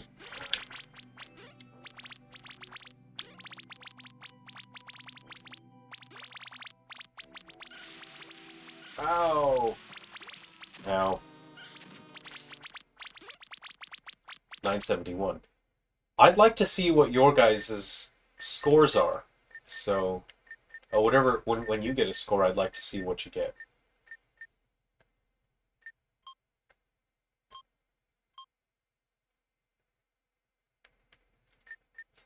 Imagine if Samuel L. Jackson had to watch all of his movies. We wouldn't see him for 3 years.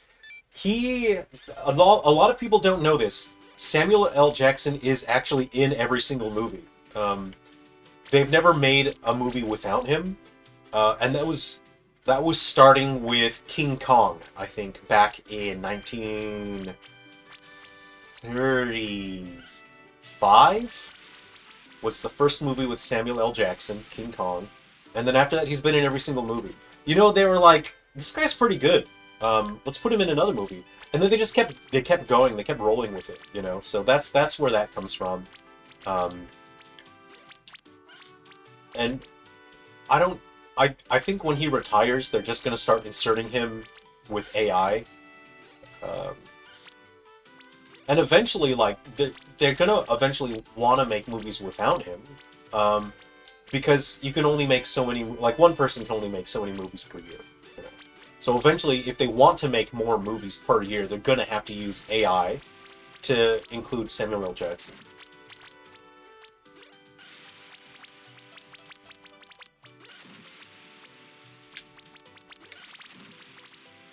Oh. Okay.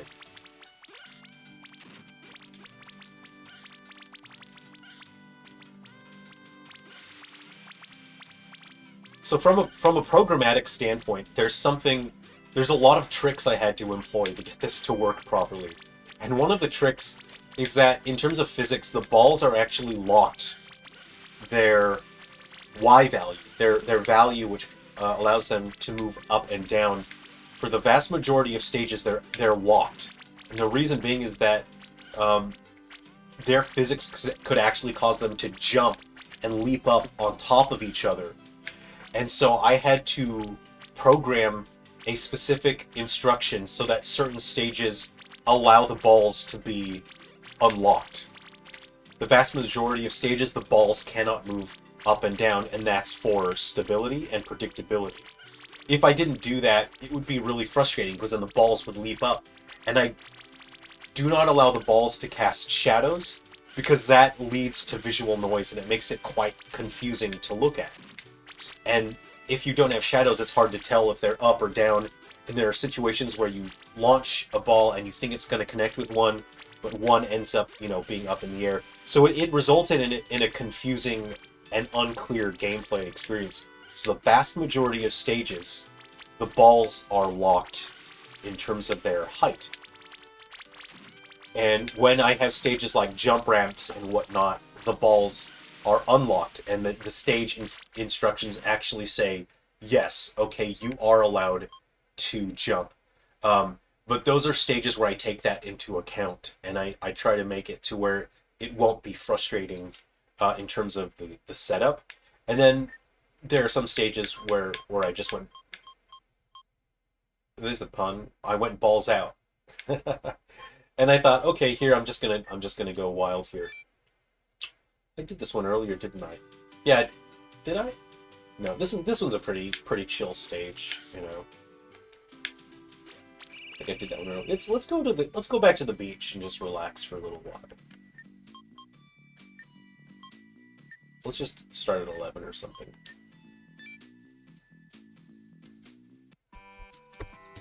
Check something here. Mouse, go. Okay, cool. We're doing well here.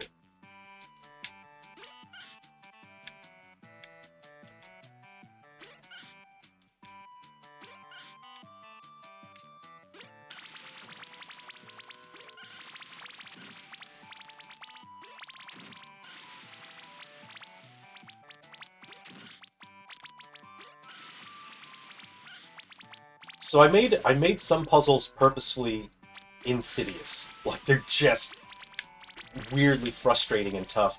And that's because I want the game to last a while in terms of the challenge. Like infinite mode, obviously you can play infinite mode as much as you want. But outside of infinite mode, I wanted certain puzzles to really stump people so that they could come back later on. And then when their mastery over the game mechanics improves, then they'll be able to solve the puzzle after they've given it some thought. They've stepped away from a bit. They get better at the game mechanics.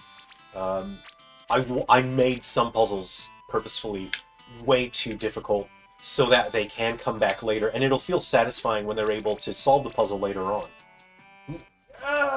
Surfboard, why? Surfboard, why? Why surfboard?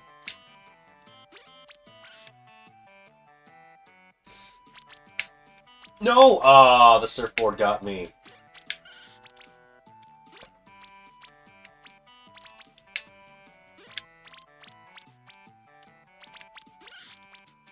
Ooh. Okay. Ah, there's one left. I'll get ya. I thought I had that. I genuinely thought I was going to get that one. And again, you can give them a little bump with the ball launcher. You can nudge the balls and give them a little bump in a direction. No! Surfboard! Okay, good, good. It all worked out. It looked like I did that on purpose. Yeah! Woo-woo. Oh man, I'm sitting all slovenly here like I'm a student at school. Alright. I did this one earlier with the buzzsaws. Once they go flying, man, they are trouble. No, that was the ice world, wasn't it? Okay, you want to eliminate, on this stage, you want to eliminate as many as you can before the buzzsaws get active. What? I went straight into it and took damage. Ah! So I would love to do a two-player versus mode on this, but I need to wait until people play the game, and I need to see how people play the game. I need to see how they engage with it, because creating a two-player game for this is something you can't just do recklessly without having an intricate understanding of how players understand this. Just throwing out ideas isn't going to work. It's going to result in an incomprehensible concept. So I need to give it a few weeks or months and see how people understand the game and how they connect with it.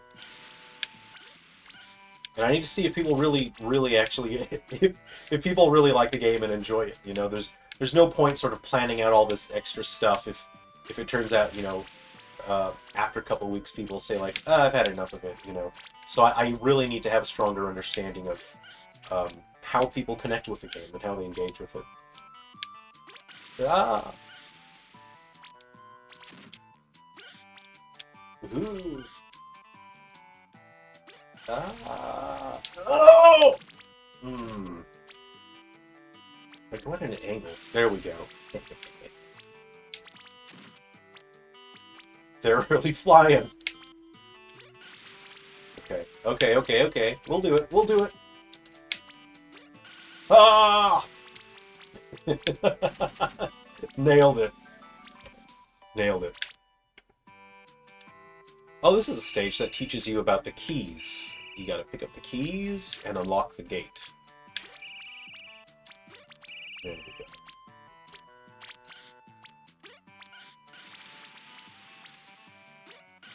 Whoa.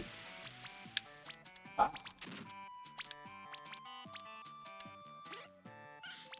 Okay.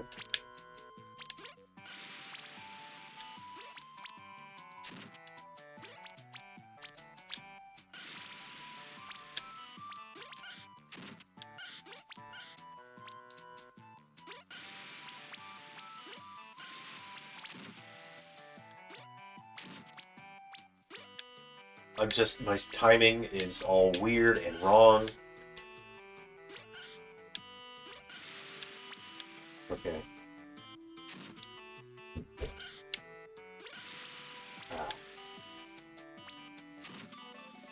And my goal and plan with this is I don't want to necessarily do DLC. I just don't like it. I don't like the philosophy of DLC. there's such a thin line you walk between being fair and being anti-consumer, and that line is so easy to cross. So I don't do DLC. People have asked me to do DLC for this with new worlds, especially after I announced I'll be doing crossover worlds. You know, there's going to be the set of 15 Silver Falls levels, but that's going to be a standalone thing that you can play on a web browser. I'm making that in good faith. That's just my way of thanking you, and it's just something fun that you can do. Um, you know, and I'm making that in good faith that people will buy the games when they can, and they'll support me as a developer. They'll support my studio, and as thanks for that, I'll make new free levels for you. I really hate the idea of making a new world and then gatekeeping it from people, because not everyone has disposable income for DLC and whatnot. It's just not a business practice I want to really get, you know, I don't really want to get caught up in that.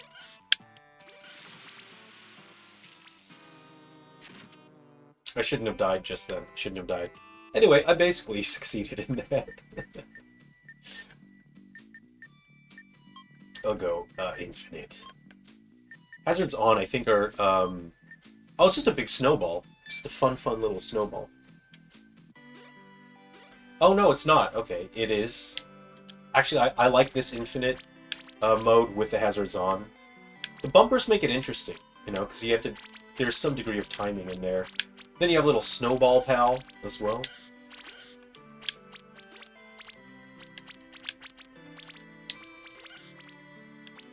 So my upcoming game concepts that are coming to the Switch and other platforms, they're smaller, they're just fun and quirky game concepts.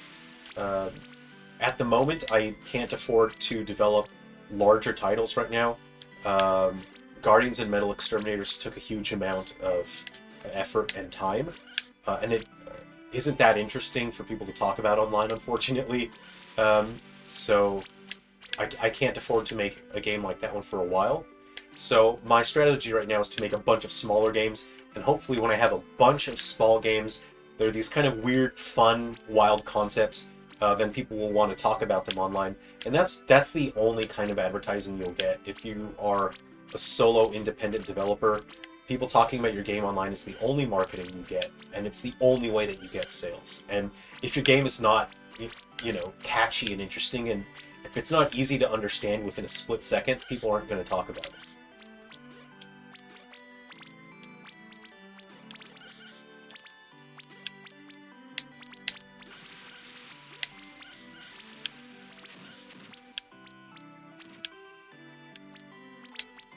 Oop.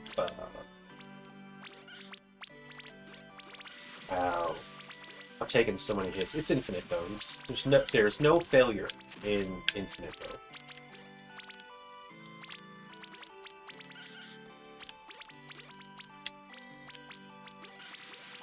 I went right into that one.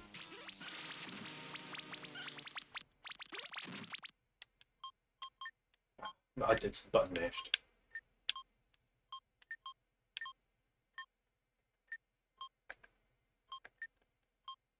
Let's go infinite. Let me check. Let me see if I've got anything cool on my development hardware. Give me a second here. I thought I went hazards. I'll leave that. Let me see what's on my development hardware, if I've got anything cool to share. I don't know. I don't know if I could probably share a little bit of this.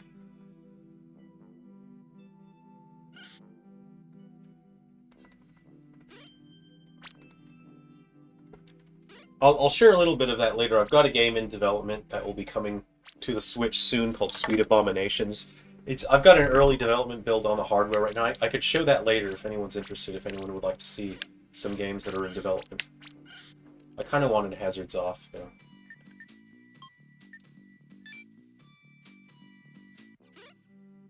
Okay.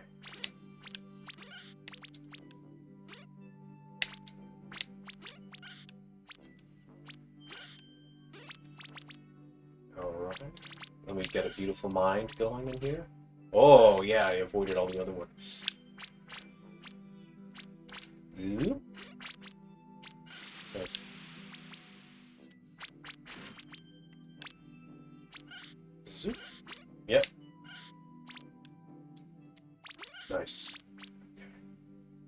I can just sort of... Can I get a tricky shot in there?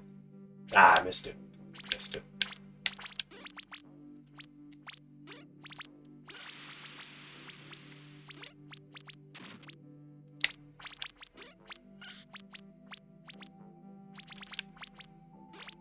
Nice.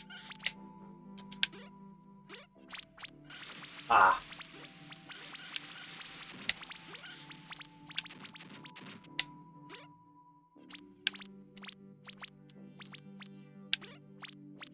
Oh, come on.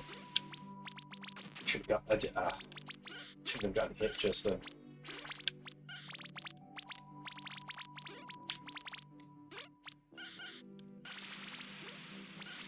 Nice, nice, nice.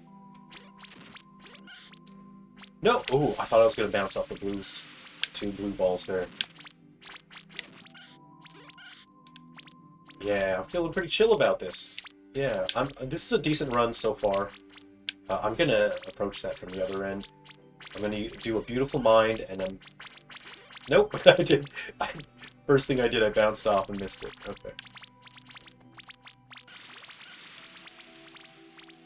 Oh, yeah.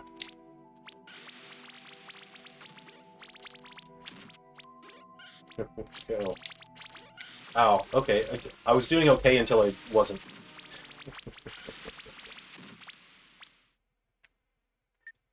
Alright. Let's go hazards on. I really like how chill that one is. Let's see what the hazards are. Is this like a rolling log on this one? Oh, it's this one. This one's alright. Different. These hazards aren't so bad. The space hazards, I think, have the saw blades. Space. Yeah, saw blades. That is 0 chill. This one is 0 chill. Okay. So what's up with the bunny in the corner? That's the mascot. His name is Pop. And I created him to be a mascot for the game because that is in line with the 90s arcade design philosophy. You need a character to be the face to represent your franchise. So his name is Pop, and he just kind of watches your balls. You can see he looks at the launcher. He's got one of those like a tuxedo mask situation going on. He's got a mask, a top hat, and he is kawaii desu. That's about it.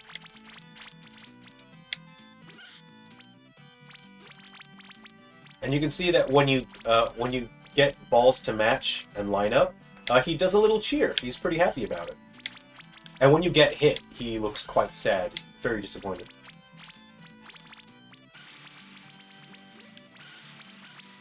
Yeah, he cheered, see? Okay. If I get hit, you'll see him... You can see he got mad at me. He sort of... kind of says, "What's the deal, man?" Oh!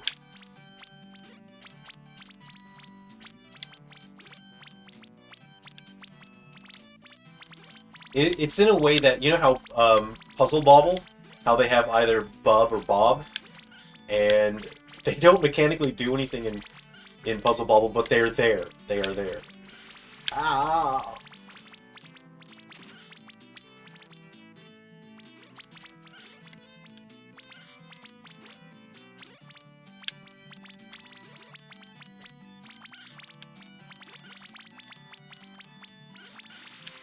Ah.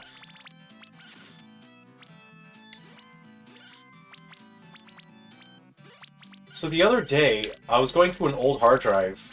I was looking for files. Yeah, kind of like Puyo Puyo characters. Yeah, that's right. It's just someone tangible for you to relate to. Like, I'm blocking him here. Checked. Unlock. There he is. There's our little pal. I should have had him shown there earlier. Answer it's off.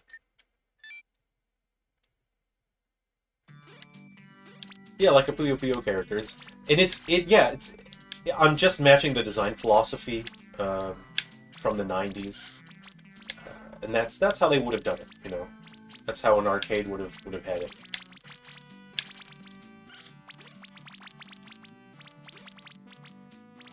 Also, there's a sense of implied lore by having him there. You know, there's it gives a hint of, you know, is this guy like related to the balls somehow? Is he a ball wizard? Um, you know, so it's cute. It's something charismatic. It's someone you can relate to. It adds a human element to it, despite, you know, he's not a human, but it is a human element to it. And he's kawaii desu. Also, if you know, if some company manufacturer wants to do plushies of them, yeah, we'll get plushies made. You know, you gotta get your pop vinyls, you know, gotta get your pop vinyls made. That's all that they sell at EB Games these days anyway, when you go to the shop, is pop vinyl figures.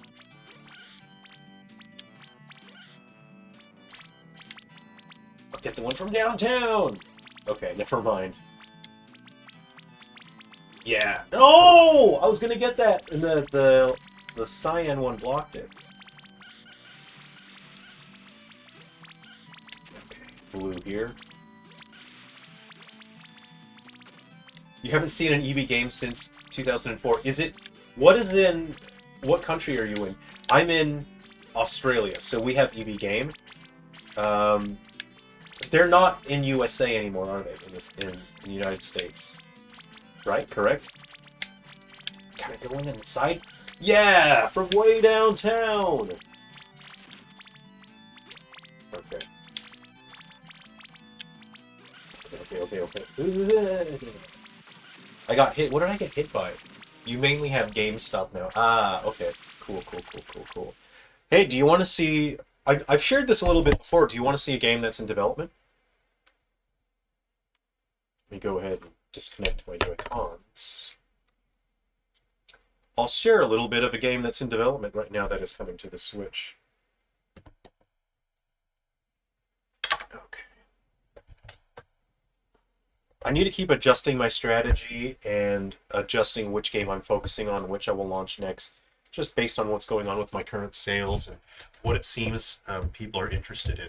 So this is Sweet Abominations. Okay, just adjust my seat here. All right. I'm going to hide the chat first. Nah, it's fine. I can leave it there. Okay, so this is up to 6 players, but it kind of looks like right now that this is a development build, so the controls are a little bit.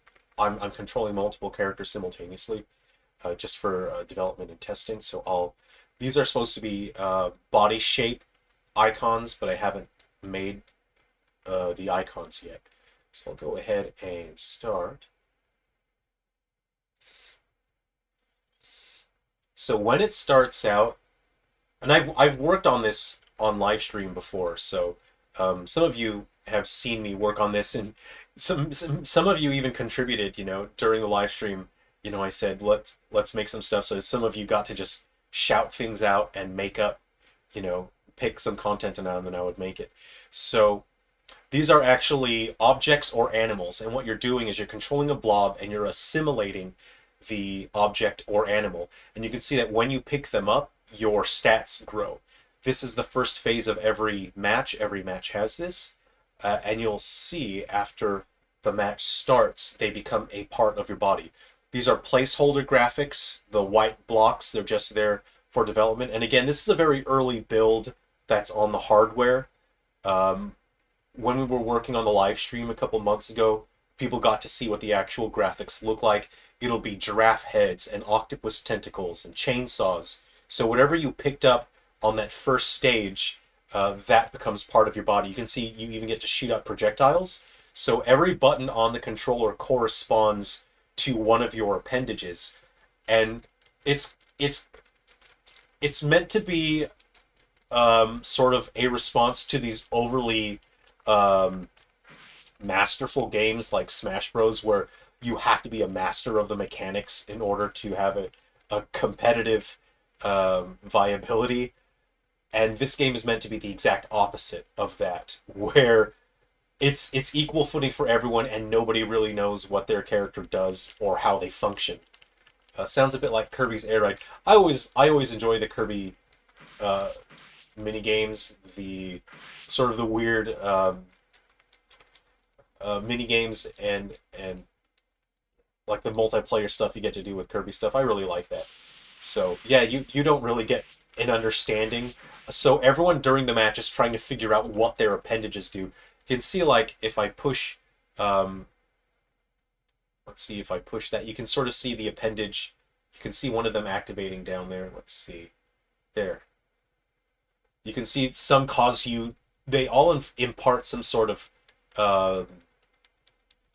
momentum onto your character.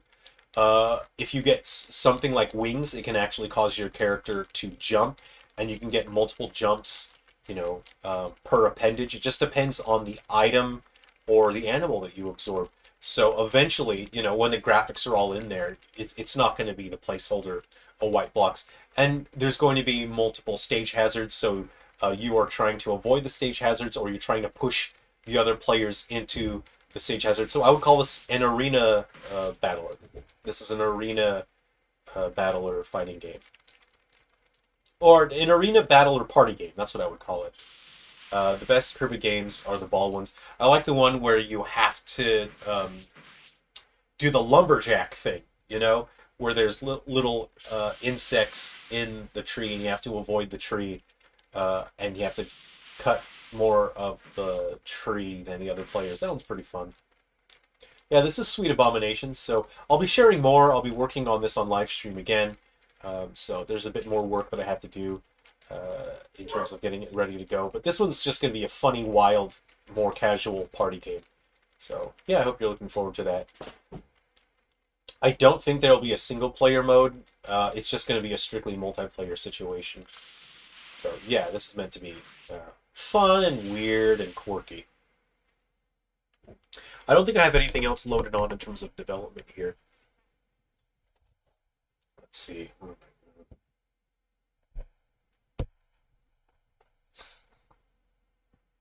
I recently had to do a software update, and then it cleared out all the development stuff I had installed. Let's see. No, I don't really have anything else installed right now. Okay.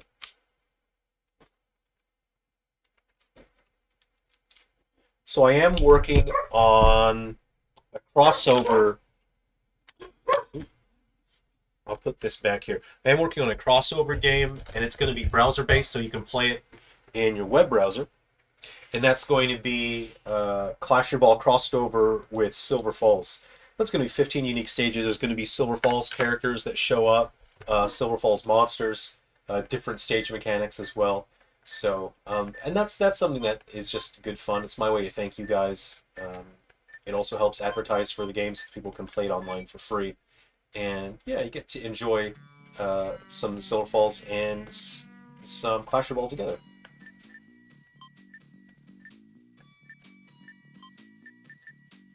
You like the treasure hunting in Great Cave Offensive? Yeah. I want more games to do fun little mini games outside of the main quest.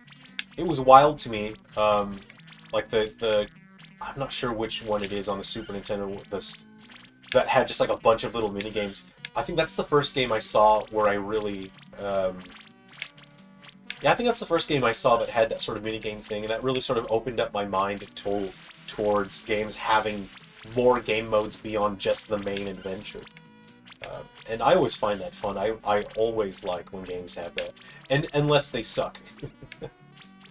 There's a game on Dreamcast that I played the other day. I let a friend go and like download some games on my computer, and we put them on CDRs. And it was Dynamite Cop, and they picked it because they thought the name sounded cool. I'd never heard of it, but we saw that it was multiplayer, and the multiplayer in that is rough. That is tacked on. That is the definition of tacked on. I haven't played the main single-player adventure of Dynamite Cop on the Dreamcast. I've heard that it's pretty fun, but the multiplayer mode, that is the most tacked-on thing I've ever seen, and that was pretty bad. And my friend was so disappointed because he liked the name of it. He thought it sounded awesome. I let him pick it, and he said like, "This sucks." I think it's because things like Power Stone are popular on the Dreamcast, and I'm sure at some point, you know, during development of Dynamite Cop, they said, "Oh, let's do a mode like Power Stone." Not even close, man. Not even close. Feels like something that'd be a Chow minigame in Sonic Adventure with the animal parts and all. I'm a big fan of virtual pet stuff. I've been trying to do a game concept of pets that, you know, like have modular body parts. I've been trying to do that for years and years and years. I don't know if that means I'm a mad scientist, or if there's something wrong with me, but I like that idea that you can sort of feed your pet different things or take care of it in a certain way, and then his body parts grow in different ways. I always really enjoy that. We'll go, let's do some synthwave stages. Let's try that. We'll go to 7. Okay. I think I started winding back on the gimmicks when I did develop the synthwave stuff. I realized that the winter and the jungle stages were pretty heavy on the gimmicks, and so I pulled back a little bit on synthwave and I focused a little bit more on just the standard non-gimmick stages, just the color matching stages. And I think I struck a better balance at this point, you know, going between the color matching and the gimmick stages by this point of development. Whoop. I did real good. You do earn more points when the combo meter is up, so there's that. Oh, this one is challenging. You gotta get all of them to touch. Okay, I did get them to touch. If only 2 of them touch, then the last one will be stuck, and then that's the end of the level. So you need all 3 of those to clash. I did real good. This stage is... oh. This stage is tough. It's kind of zero chill. I'm gonna go ahead and skip it.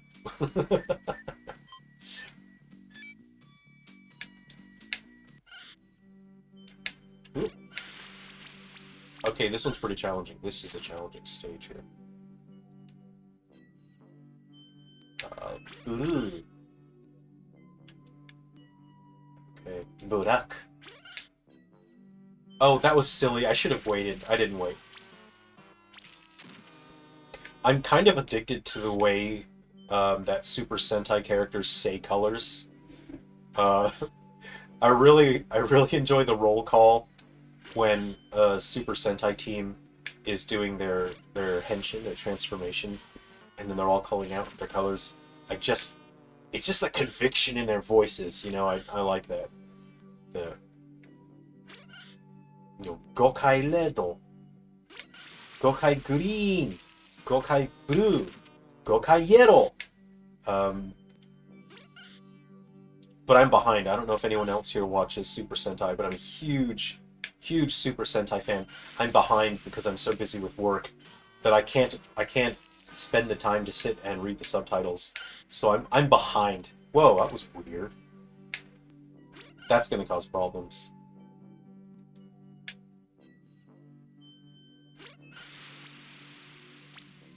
This one's hard. This stage is hard. Ooh. You need so much patience for this stage. Okay. Oh, no! This one's hard. Okay, I'm genuinely gonna try to do this one, though. Here we go. Pink.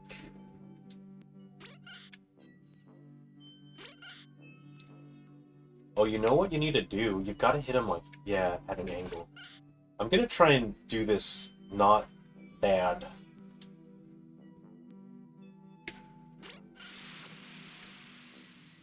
I'm gonna wait, see, I'll be patient. I'm gonna try and guess where they're gonna go. No! Oh, I did so bad twice in a row. Well, that's me. That's me being bad at my own game. Cool.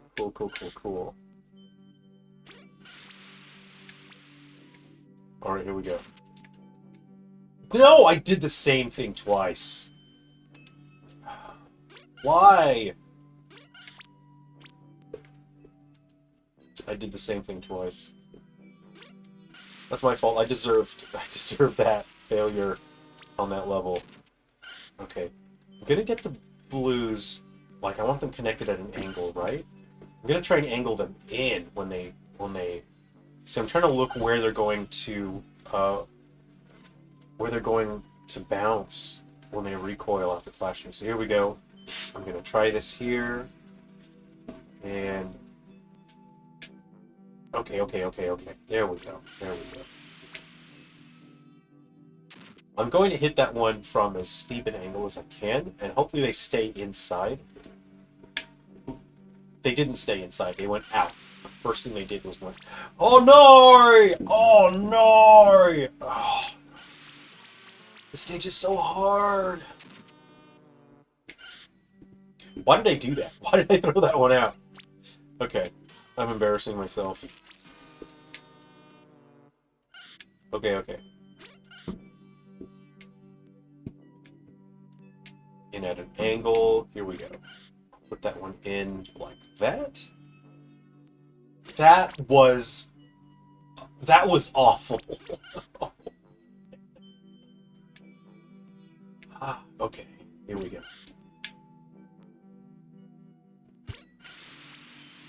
That was just awful. Okay, here we go.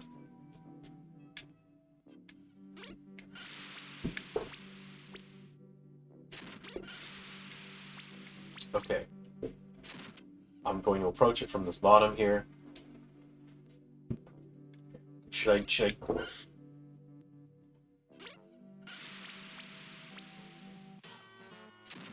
I think I'm not supposed to go from up there. I think I should have approached from up top so that it pushes them down and then you have more time for them to rebound. Okay. That's what I'm doing wrong. That...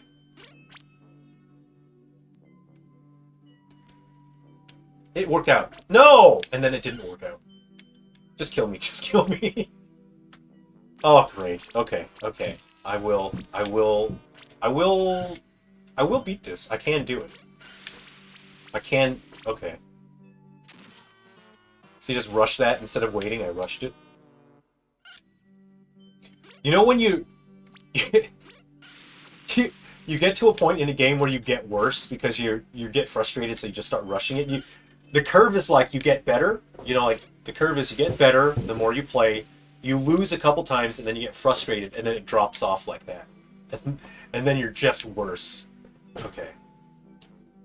So I don't want them shooting out to the side, right? I want this to be as linear as possible.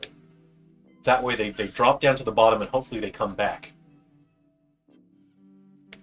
How do I not ruin that? Okay. I'm going to try and keep that linear.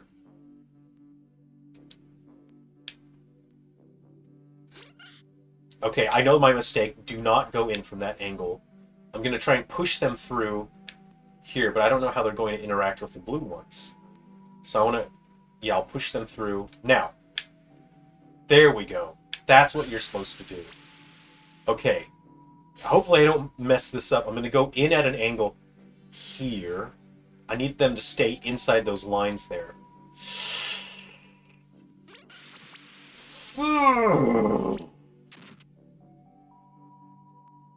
That was tense.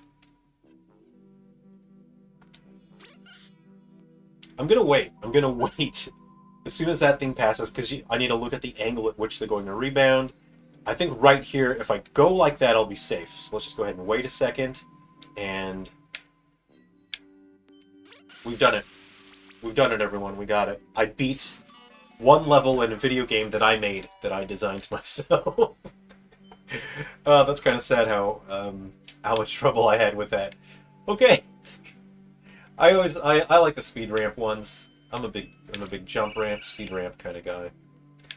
This one I think I made as sort of a more chill level because I knew the last one. I know which levels stress people out, so I think I alternated between ones that are a little bit more chill and then hopefully the ones that stress people out afterward. They can do a level that's a little more chill. I actually added hidden bumpers in there so that it wouldn't automatically self-destruct you. So there are hidden bumpers in there. So there we go. I balanced out that one. Now you get a couple chill levels here.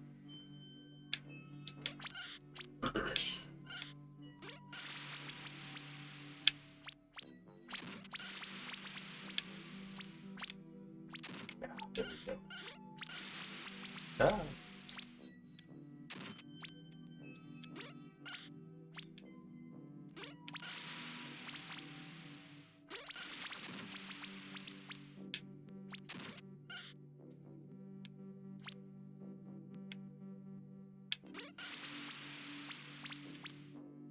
Okay, yeah. Nice. Good job. Stack them in there. There we go. 2. And I can angle that from here. I'll angle that shot. Yeah, nice. And in like that. Ah! I am good at video game. Alright, let me check here.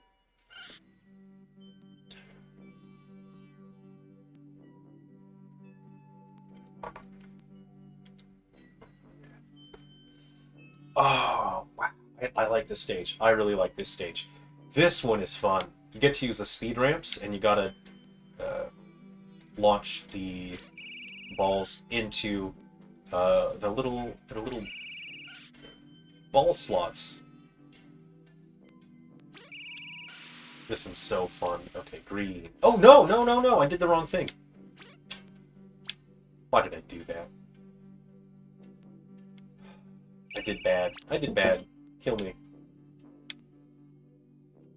Kill me, please. Okay.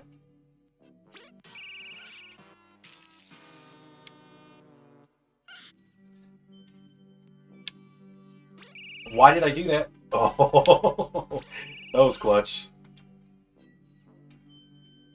Ah, I was a little crooked on that. It still went in. It's okay. This one I think you have to hit at an angle. There. It's fine if I took some damage. Oh no! I've mucked up so bad. I deserve failure. No, wait. That was a trick shot. I did that on purpose, and I failed. Okay. Alright. Okay, I'm gonna play properly now. I should have waited. Okay. Now.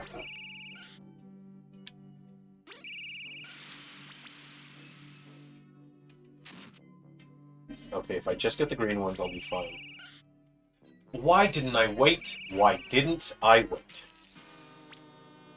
I deserve failure. That's my fault. Okay.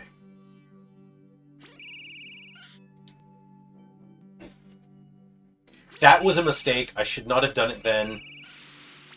You gotta have patience. You gotta have patience. I did it wrong.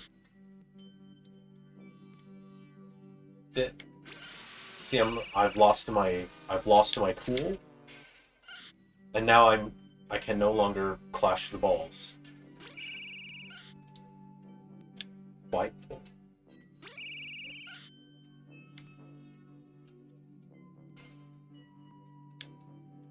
In at an angle. There we go. So you need to wait until that thing is on its way down. Too soon! I'm embarrassing myself. I made this video game, I know how to play it.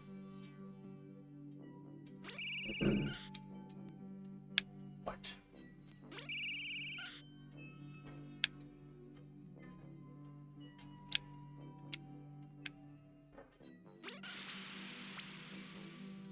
I'm gonna wait properly.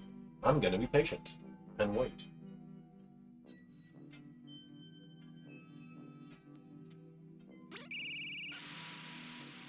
Okay.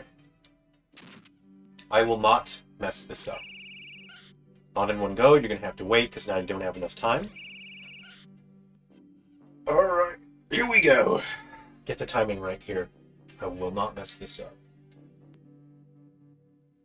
Nailed it. It's all about the timing on that one.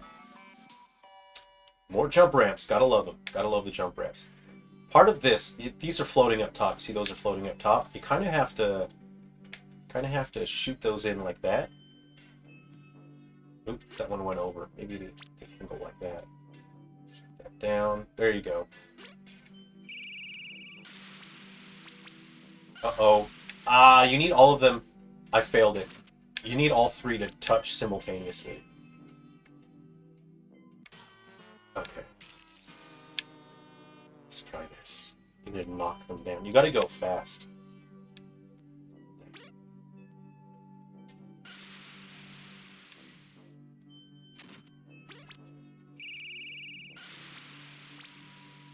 No, please! You need to get the spacing right. Absolutely. So you need to knock them both down simultaneously. This one is a challenge. It's just accuracy and spacing judgment.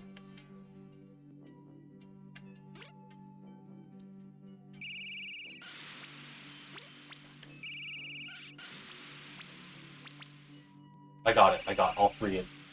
You need to get all three in the gravity well so that they all burst. Whew. That was a fun puzzle. Oh, there we go. Hooray! Hold on, let's start it up.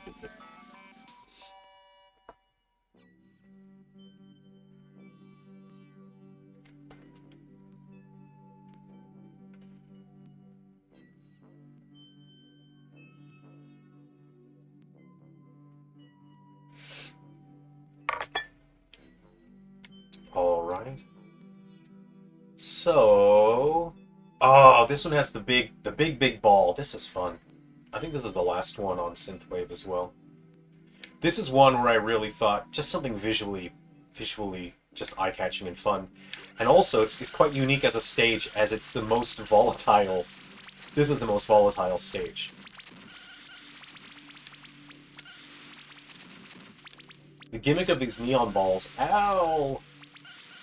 The gimmick of the neon balls is that they can cause anything to clash, and they make anything volatile.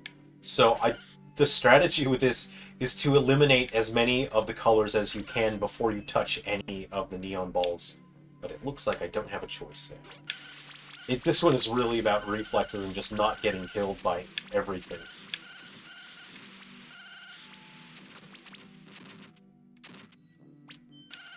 Ah!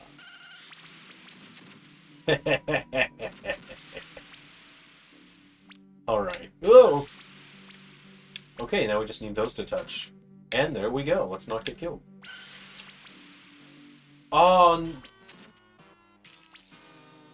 You need all four of them to touch at about the same time, otherwise it'll be a failure.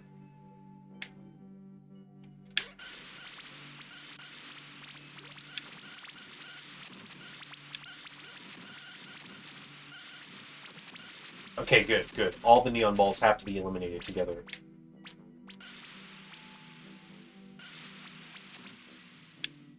Good, good, good, good, good.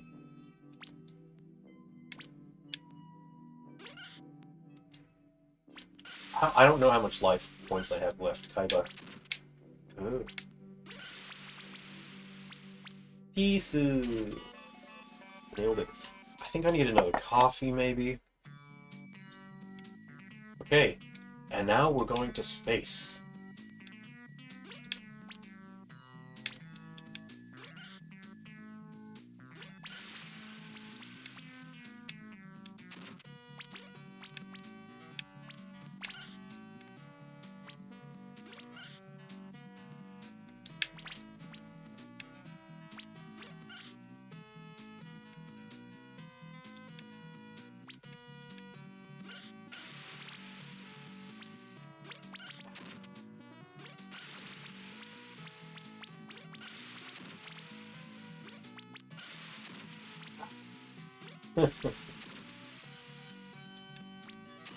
So what I would like to consider for a sequel is having two boards side by side for two players. So player one on the left, player two on the right.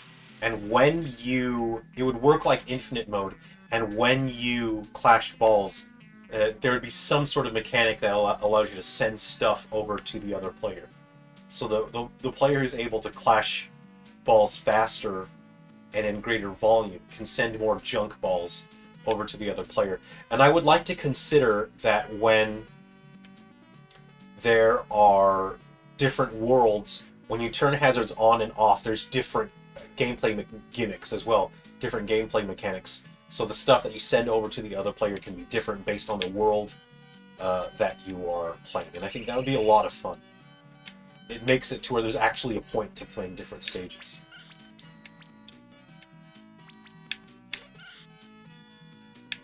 Wow, I really misjudged that shot.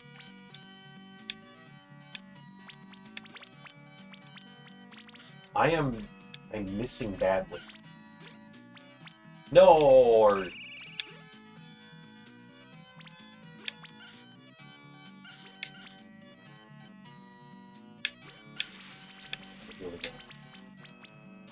Alright, let's go ahead and blow this up with a missile. Oh, it wasn't reloaded yet. Dang. Waiting for the missile. Ooh. Got it. Okay, I'll just go right round and go ahead and hit this asteroid and bamf! There we go. Let's go ahead and get rid of the rest of these balls, man. Ouch. And there we go. Oh, I didn't need that. That's fine.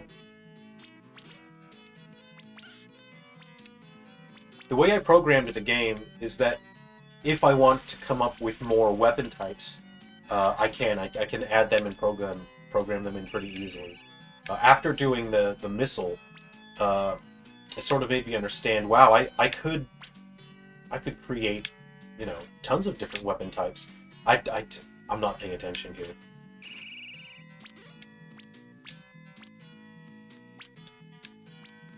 So the reason why I was able to shoot a pink ball, despite there not being any pink balls on the stage, is that there has to be a color to take as a placeholder for the asteroids.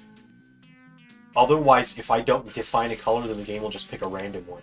So that's why there's a pink sort of bias, even though there are no more pink balls. But if you want to get rid of them, you can just shoot them into the weapon pickup. Alright, cool. And that's the stage done.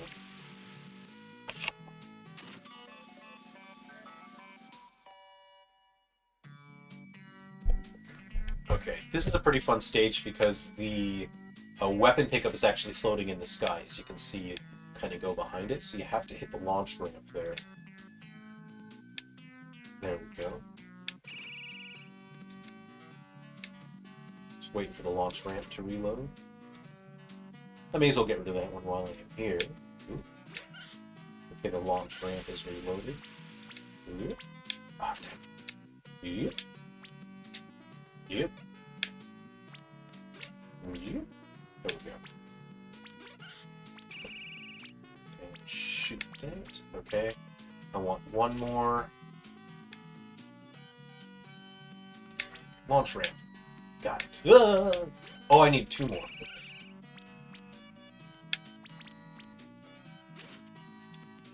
If you start here, push the button, and then shoot. Grab it. Okay, great. Oh, I missed! That's embarrassing.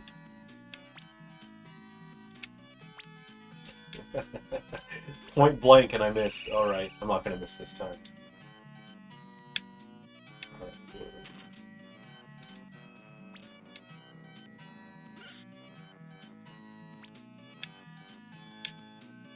Ouch. It's a little bit challenging when I can't see how much health I have. It's a little bit... it's difficult to judge. Oh, what kind of... I can't. I'm dead. I'm dead on the next hit. I'm certain of it.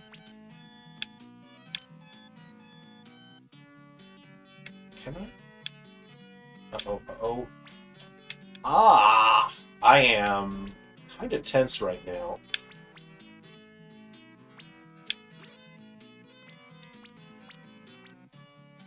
I'm kind of tense right now. No! Ah! That's tough. Anyway, I'll just go and chill out now. I'm just gonna chill. The highest... I know that the highest score that will be obtained in Infinite Mode will be Synthwave Hazards On because of the gravity well. People will be able to avoid taking damage pretty easily. And that's what that mode is meant to be. You know, I wanted every mode to feel distinct and have its own purpose.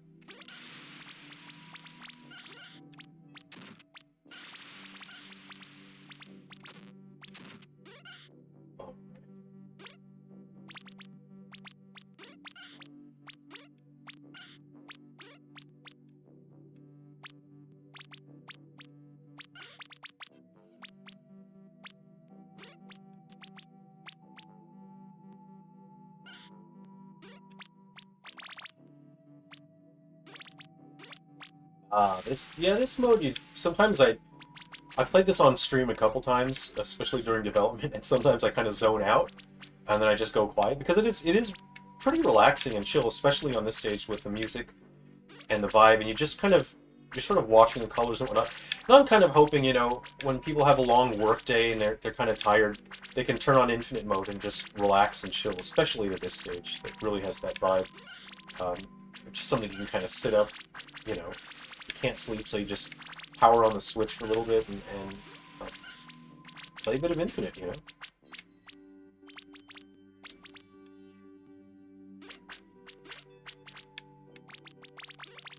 Just kind of do a beautiful mind it. I want to get the red rings there. Hide!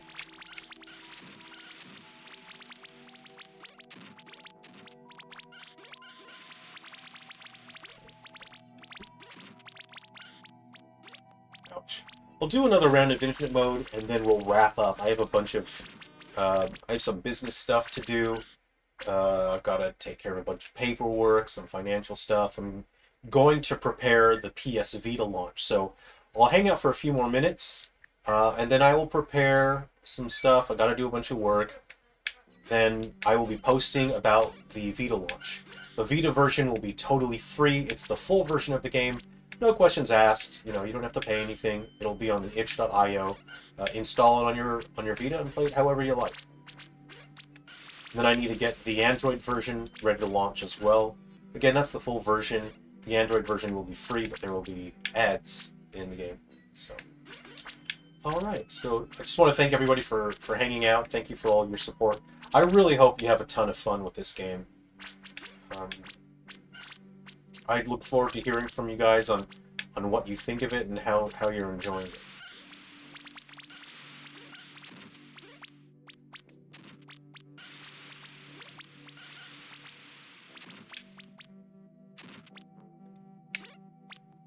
Okay. Oh, I went quiet again. I just want to focus on this a little bit. I thought those were going to connect, honestly.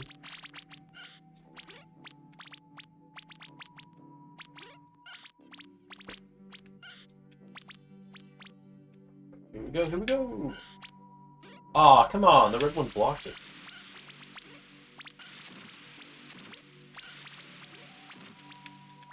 Ah!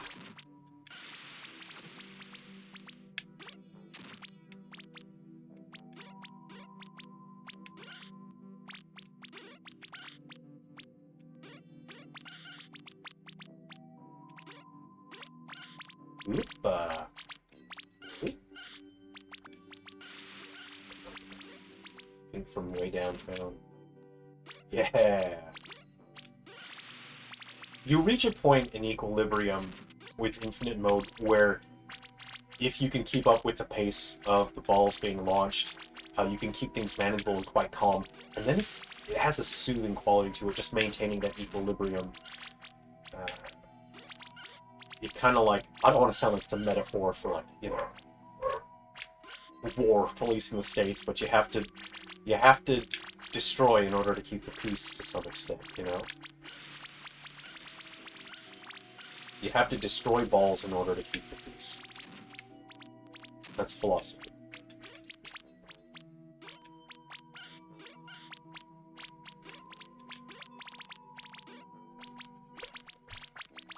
Let's check something here. Come on.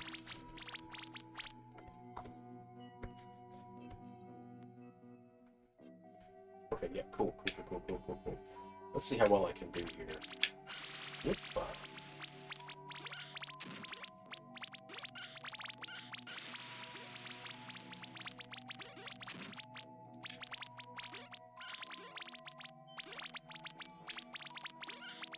Oh, nice.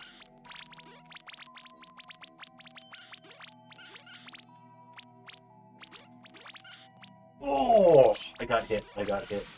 Okay, that's been a lot of fun. Thank you to everyone for hanging out. I really appreciate you guys. Thanks for all your help.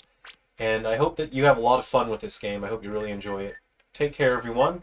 I'm signing out of the live stream, so take care. Thanks, everyone. It's been a lot of fun.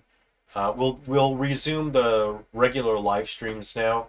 So I'll be live streaming more often. I'll be playing the games, and I'll be working on my games as well. So not just my commercial games, but my homebrew games. I do want to spend more time on homebrew. We've picked up some new patrons, and that's really helping me. And hopefully, my long-term goal for the future is that I'll have significant number of patrons to where I can spend significant time making homebrew games, and then I can make regular new homebrew games for you guys. And then you guys can say, oh, let's have a new Jaguar game, let's have a new Saturn game, let's have a new Atari Lynx game. And I can do that, you know, more often and pretty quickly, and I can make all sorts of interesting, you know, quirky games for those legacy consoles. That's my hope long term. And if I have a significant number of patrons, that means that I don't have to focus so heavily on making marketable stuff that can sell on consoles. It means that I can do a bit of both. I can blend both and then make a living that way. So that's one of my long-term goals, and you know, I just think it'd be a lot of fun to do more legacy games, especially because I want to do RPGs for the N64 and the Dreamcast and the Saturn and the Jaguar. So, yeah, thanks again for hanging out, everyone. It's been fun hanging out on the stream. Take care of yourselves. Please have fun, enjoy, and look forward to my upcoming videos and streams where I share some of the stuff that I'm working on. Okay. Take care, everyone. Thanks for hanging out. It's been a lot of fun. See ya.